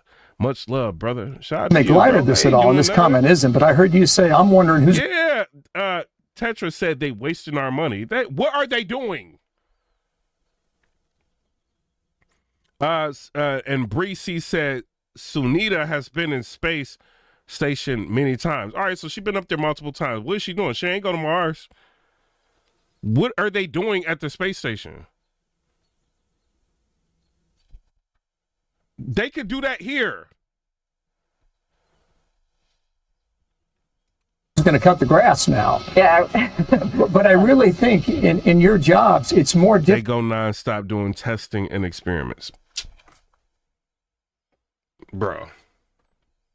Difficult for your loved ones sometimes than it actually can be for you. Oh, I absolutely agree with in that. a normal situation, but this wasn't normal, Sonny. Yeah. Yeah, I absolutely agree. I mean, I mean, going out to the launch pad, Butch and I were like pumped up, excited. You know, the music's playing in the van as we're getting out there. We're excited, and I know our families were like, you know, we had Top Gun Maverick blaring. So, you know, I get it, and I fully appreciate what you say, and the part about cutting the grass it was a little euphemism, right? Just sort of a joke. Of course, we need to worry about how things are going to be taken care of. I was joking around a little bit. I didn't tell anybody really my passwords because I knew I would be back in not too long, and so I would remember them, and then I'm like, all right, so it's that there's lots of work to operate the mini science experiments on board. The crew also has to make sure that the station is in tip-top shape, so they clean, check equipment, maintain and repair or replace broken equipment. Crew members also must exercise 2 hours each day to stay fit and keep their bones and muscles strong. So basically they don't do nothing. oh heck, you know, now play around in space. I better write down what my passwords are because we're going for a little longer than expected. But you know, all joking aside, it is much more difficult, I think, for our family and our friends on the ground who are not right in it, haven't planned and made this their life passion to go fly in space. This is not what they love or signed up for, and they have to watch us, you know, launch into space and be there and not be back for activities, for example, that we might have planned on. I wonder when you're going to come back. So you have to just turn it around and make it. It just says the International Space Station is an orbital laboratory. The astronauts are performing various science experiments during their stay. But like, what science experiments? Like, they won't tell you that. Fun for the people that are on the ground, and I tried to do that by engaging as many of my family and friends with weekly updates about how this was all going to show them what life is like in space. And I think I was successful at doing that and got a lot of requests for school kids to, you know, look around the space station, and that's part of our job too, is to showcase. Look around the space station. That's our job, bro. Like, oh my God, bro.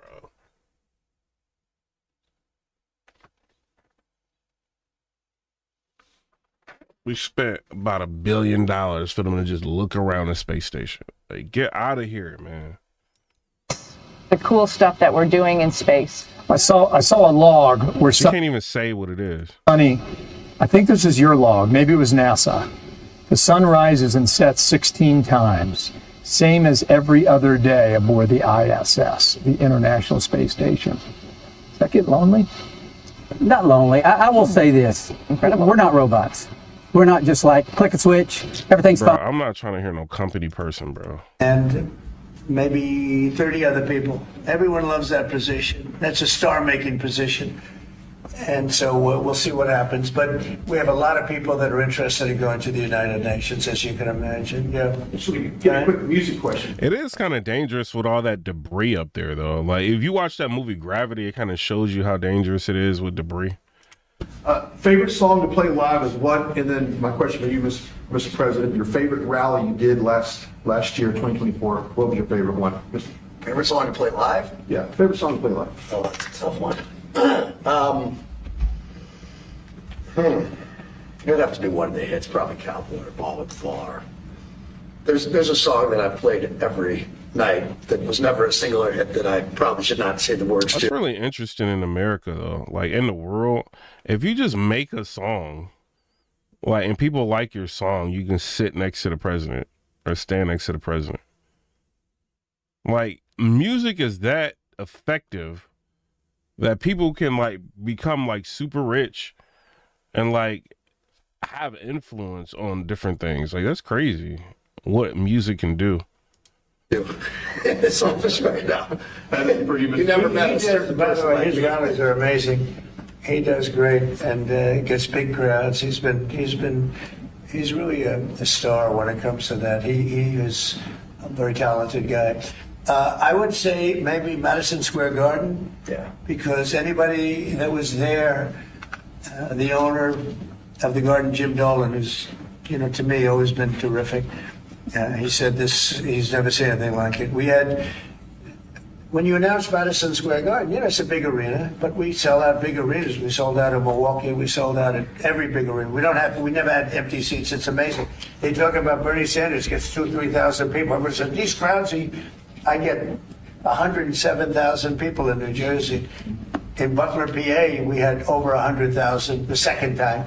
We had 55,000 the first time. We have big crowds. I would say Madison Square Garden because I grew up in New York and the garden is great. Jim Dolan treated us well, but everybody said that because I think I could have filled it up 10 times. We had hundreds of thousands of people that were stacked all the way back to the Hudson River and on the other direction back to Fifth Avenue. Nobody's ever said, I don't mean with a line, I mean like 50 deep. Like 50 deep this way. The streets were closed, the whole thing, it was crazy.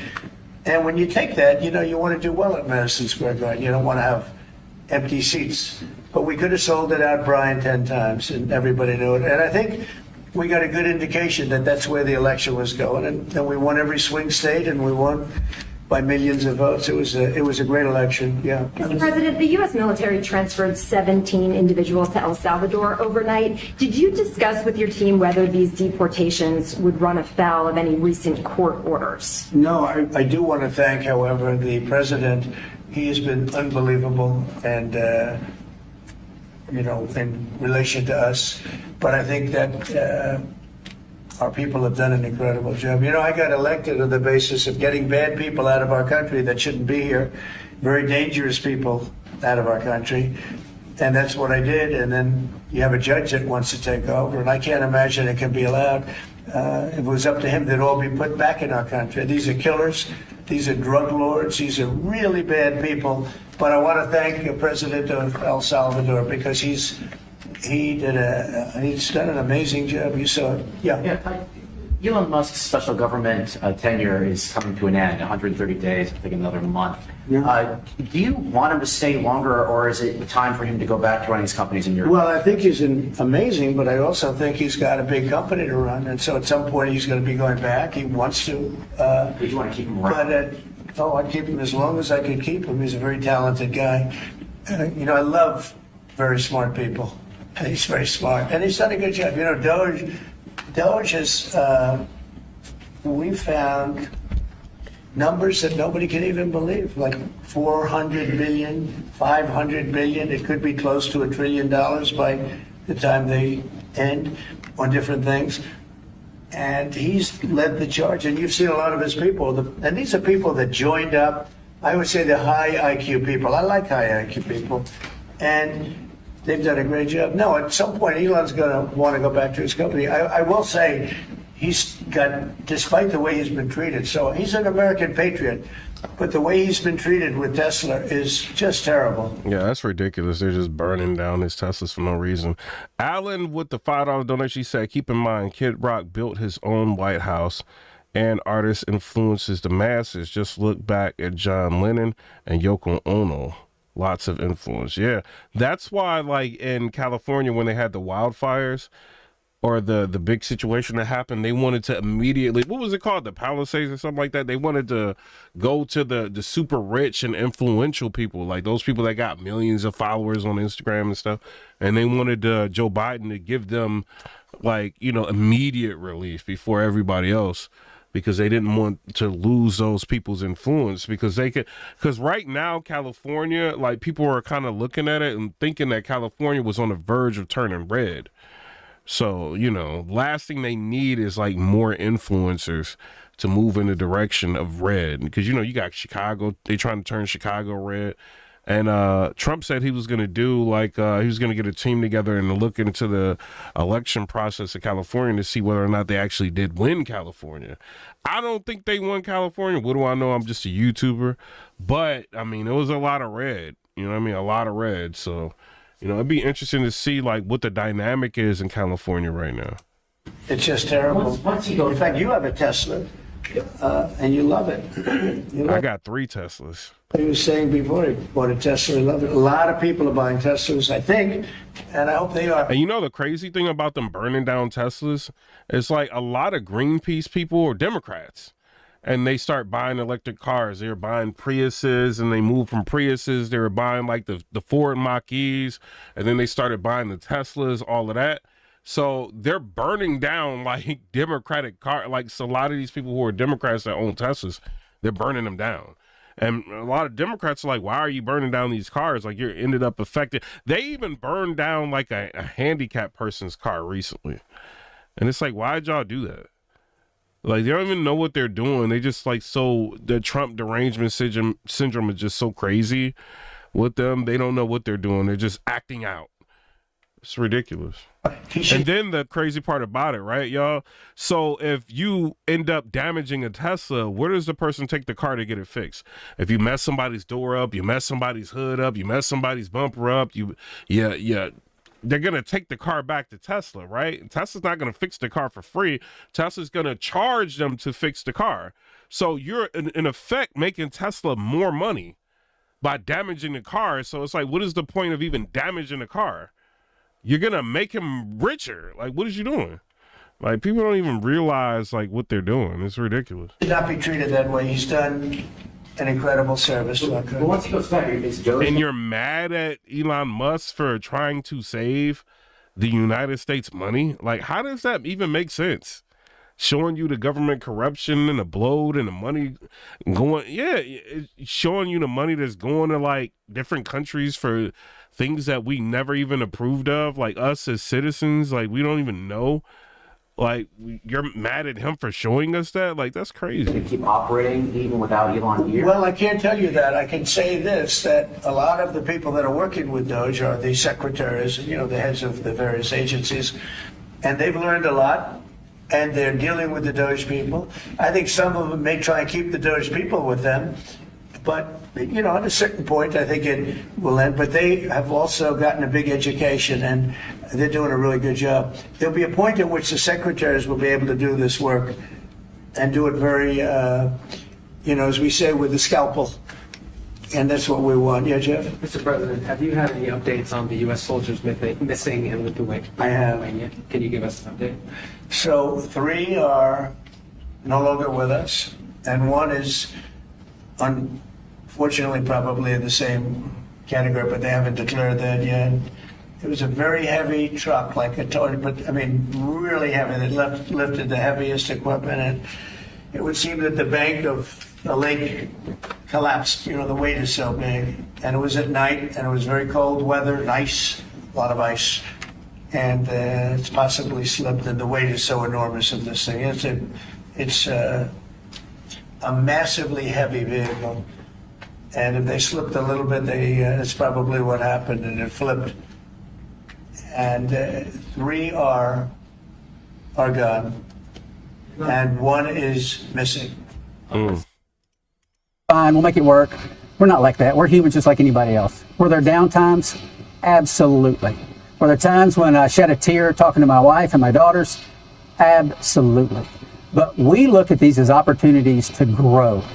You know, trials come and we learn from them, and it will help us in the future. I've had trials in the past that helped me with this, and I realized that this is no different. And like I said, not about me, about the bigger picture, but certainly there were times, obviously, because we're not robots. You know, we have to deal with the issues as they come to life, as it comes at us, just like everybody else. Take me to the day when you find out you're going home. I'm glad we have an answer. Did you believe it, or did you think, I'll believe it when I see it? We were somewhat part of the process, and having a definitive time, you can start actually, again, we didn't make plans. I kept telling my family, I'm not back until I'm back. This is the nature of the business we do. We've had changes in the past. We may have changes now, but it was certainly a great feeling when you have a date and you're marching towards a date. Yeah. It was really nice, I'll just say, when Crew 9 arrived. It was like, okay, we have seats, we have suits. What I saw was a moment of elation. It was like a spring or a summer day when somebody threw open the window or the door and that warm air came running through, and you all were smiling from ear to ear. Oh, absolutely. Sure. Remember that day? Oh, yeah, absolutely. Huge hugs to Nick and Alex as they came across the hatch. And, you know, then it was sort of like getting everybody involved there, like, okay, welcome. And I was sort of like, I want to go in the spaceship and see the seats.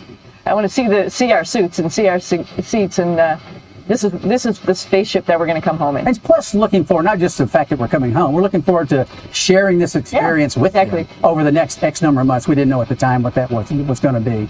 So that's big too. What would you like to say to President Trump and Elon Musk? I respect you. I trust you. You've given me no reason not to trust you, either one of them. What they say, I can't say what they say. I haven't lived that. But I have no reason not to believe anything they say because they've earned my trust. And for that, I am grateful that our national leaders actually are coming in and taking part in our human spaceflight program, which we see is hugely important global significance, and they take an active role. And based on the past and what we see now, with them doing that, it's refreshing. Not just refreshing, it's empowering. It's strengthening for our nation. I think it's a good thing for our nation when the national leaders, especially something that has high visibility, are involved in the process. And I'm grateful for that. And, you know, I'm just glad that they're involved and they take notice. And, you know, our situation, I think I mentioned before, maybe wasn't the perfect situation, but allowed a lot of people, including the president and Elon, to look at what's going on the International Space Station, take it very seriously, and understand that our involvement as a country, as a spacefaring nation, is really important throughout the world. And it sets an example, and it shows, you know, our ability to be... You know what's weird? This is going to sound really crazy. Y'all not going to like this. But I look at, like, humans, right? We're kind of like bacteria, really. How I look at it. Like, you know what I'm saying? Like, if you look at the grand scope of, like, the universe and everything, we kind of like bacteria. And we're figuring out how to leave the planet so we can try to populate other countries. Like, that's crazy when you think about it.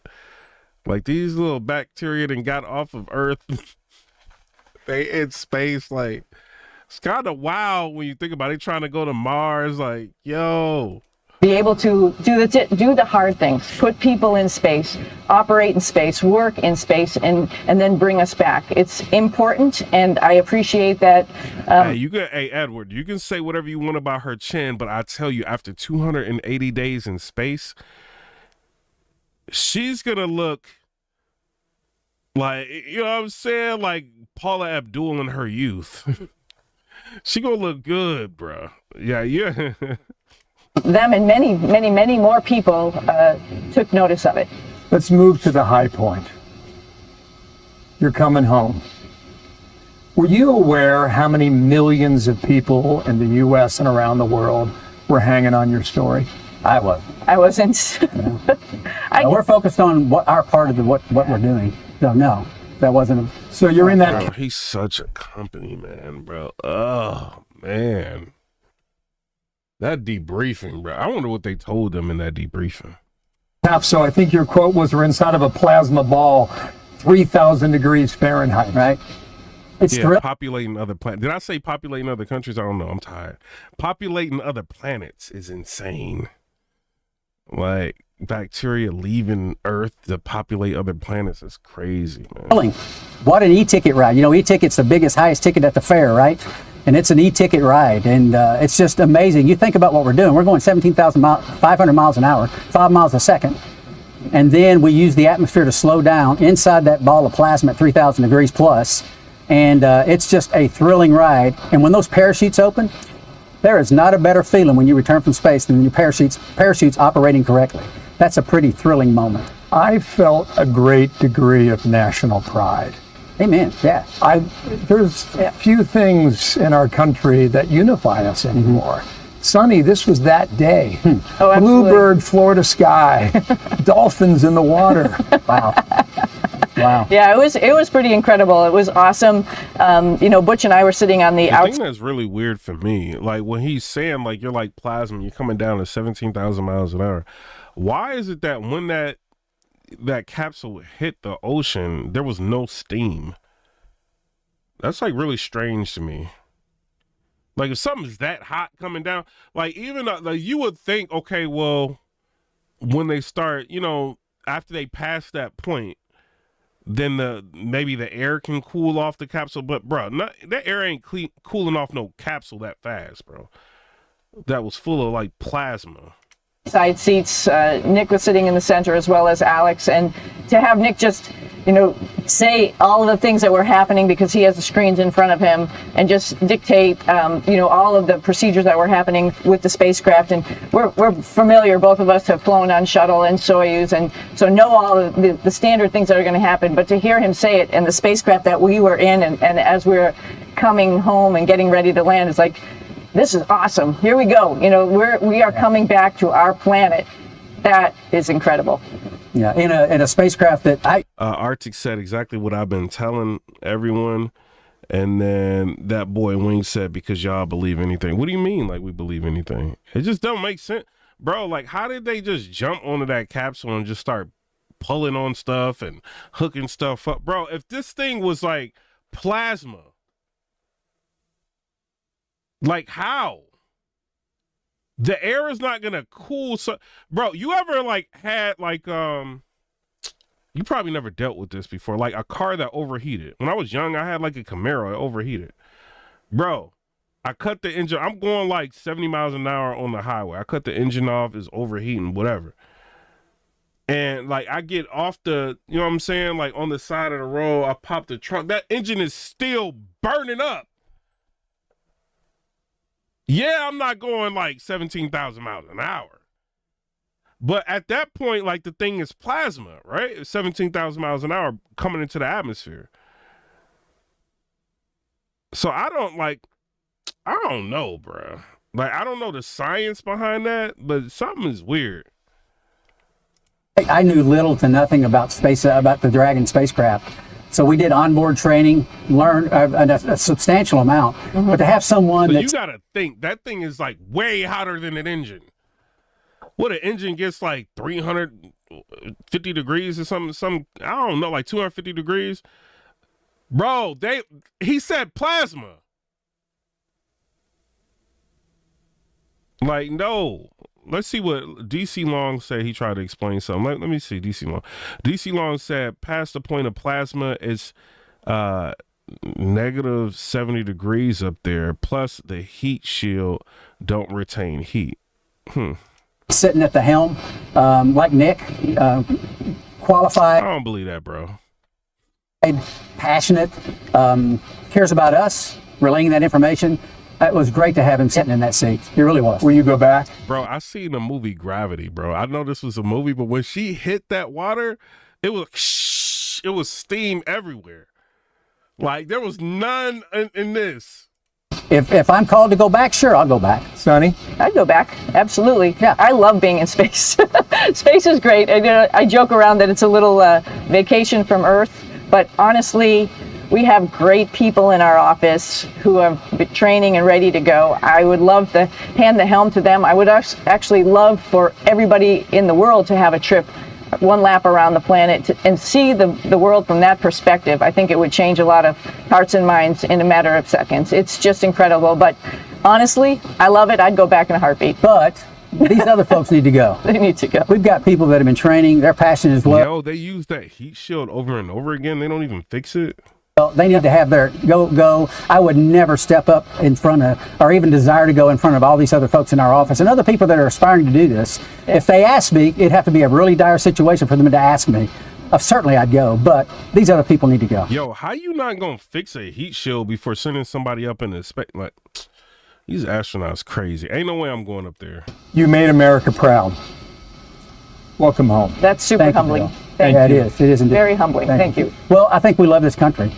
And for your country to say job well done, that's not a better comment or statement that could be made.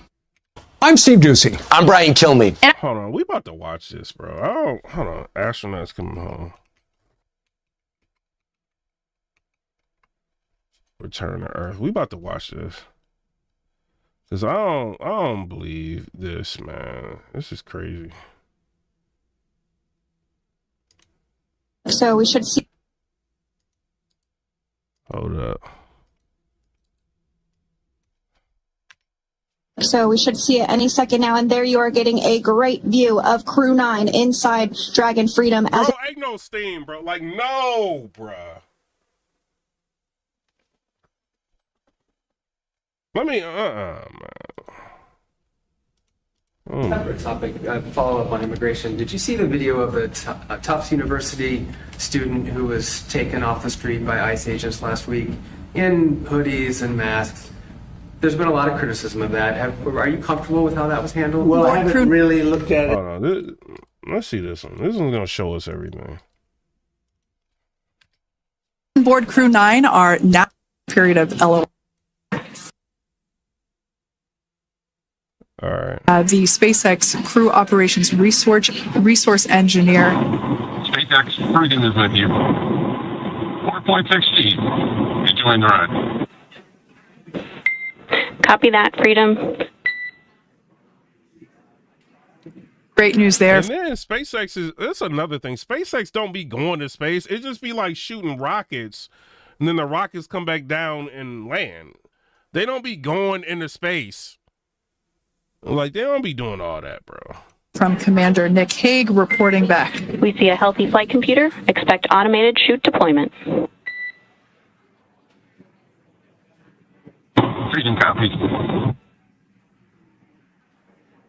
Like we said before, things moving very quickly as Dragon Freedom makes its way home. Next event coming up will be to about 350 miles per hour. So it really gives you a sense of why that plasma builds up on the exterior of the capsule. So they're going 350 miles an hour.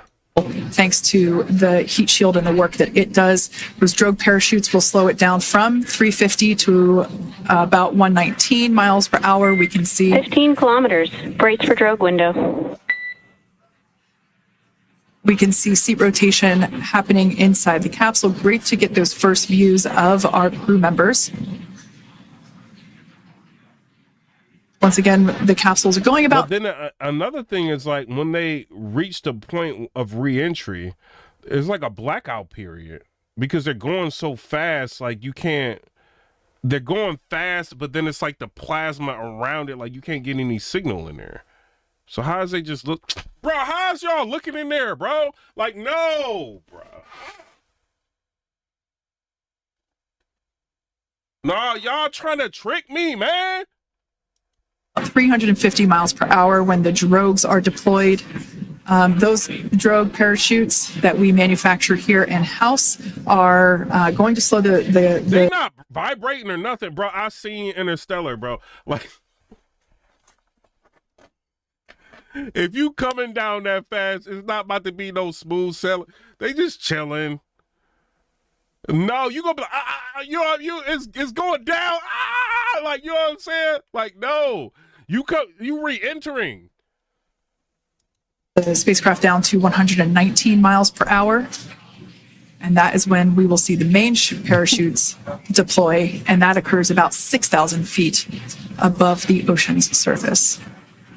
And we are expecting drogue deployment at 2:53 p.m. Pacific, so we should see it any second now. And there you are getting a great view of Crew 9 inside Dragon Freedom as it returns. I want to hear nothing, right? They coming down so fast. I better see some steam coming off of this capsule. Back to Earth, we are awaiting the drogue deploys. This view coming from the WB-57 high altitude plane. And there you see it on your screen, drogue deployment. Drogue descent rate nominal. You can hear the crowd here. Visual on 2 healthy drogues. The crowd here very excited as Dragon Freedom continues to make its way back to planet Earth. They be naming this stuff some weird names. Dragon Freedom. Like, what? Dragon Freedom. Next up, we'll stand by for the main deployment of the parachutes. The mains are quite a bit larger. You'll be able to notice the difference on your screen once they deploy, and they continue to ensure that the Dragon spacecraft slows down even further. As we mentioned, Freedom will be traveling 16 miles per hour when it splashes down off the coast of So it's traveling 16 miles an hour, so it should still be high. Tallahassee, Florida, here at 2:57 p.m. Pacific time this afternoon. And there we go. We have visual on 4 healthy mains. That view was from inside. Freedom copy. That view was from inside one of the buckets where the parachutes are located. So we see a great view there of the reefing on those parachutes. And as those main parachutes begin to inflate fully, 4 beautiful, healthy mains. Now awaiting visuals of Splashdown. Freedom. We'll start to hear Commander Nick Hague. Copy 1,000.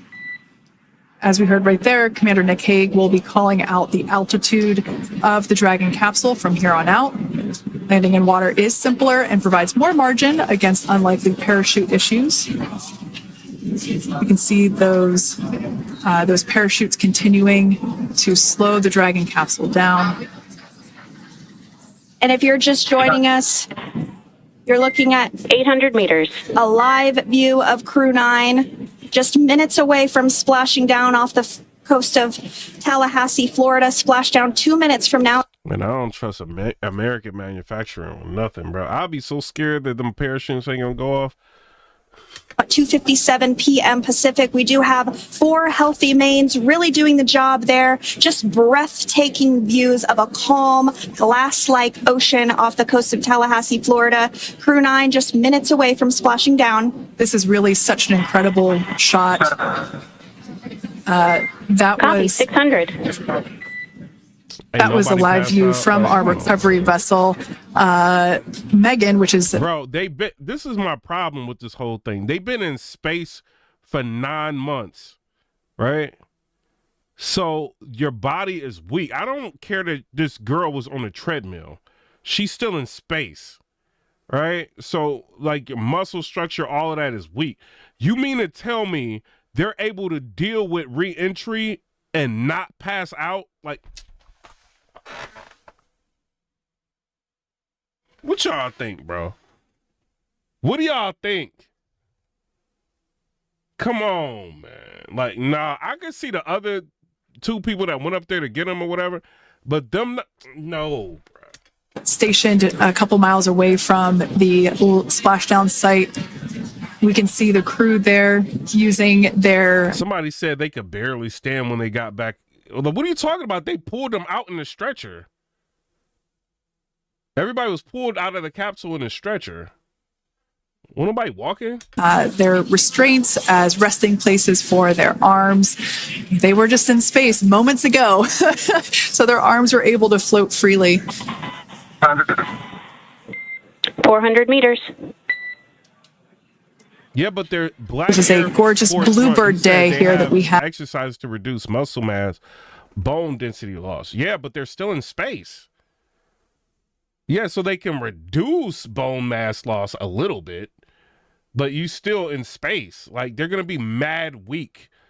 Bro, you shooting down at 350 miles an hour. And then you, like, this is re-entry. This ain't like no regular, like, Delta Airlines type stuff. Bro, you re-entering the atmosphere. That's, like, dangerous. Have for the splashdown of Crew 9.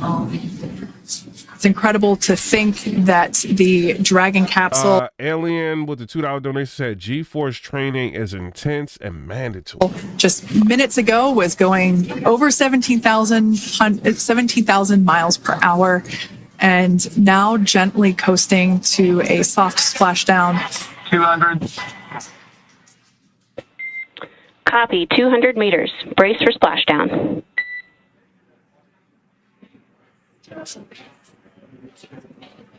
Draco said those suits are As you can see there on your screen, continuing to monitor progress of the Dragon spacecraft. Draco's smart. He right. That's what the boots are for.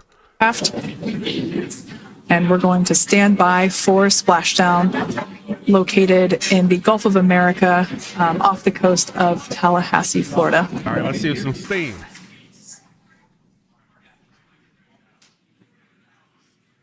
And splashdown, Crew 9 back on Earth.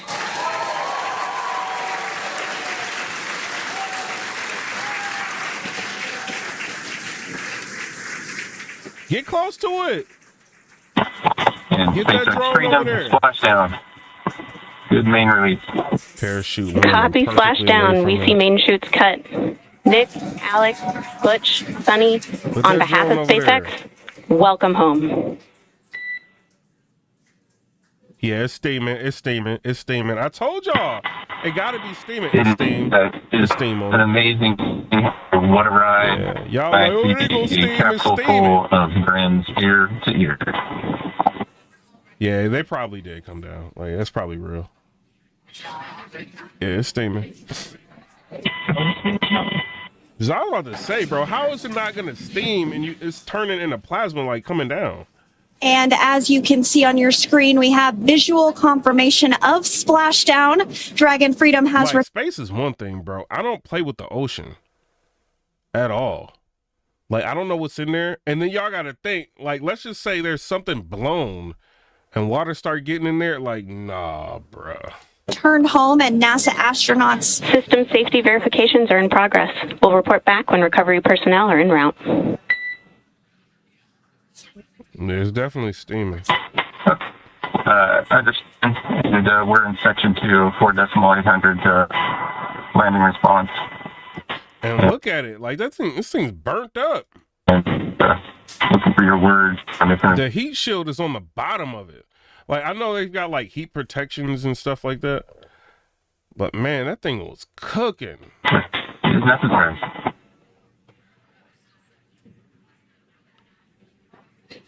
In the distance, we can see the recovery vessel making its way. Copy, you're in section 2 for the environmental assessment in 4.800. That is not necessary today. Understand. Raising button.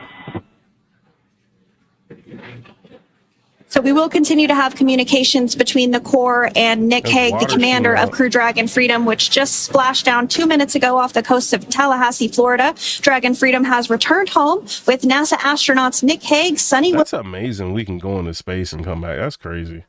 Robert said paint is like, I don't know. Williams, Butch Wilmore, and Roscosmos cosmonaut Alexander Gorbanov. They're back on Earth after approximately 17 hours of a return journey from space. Somebody said, Drew says space does not exist. Yeah, I think it exists.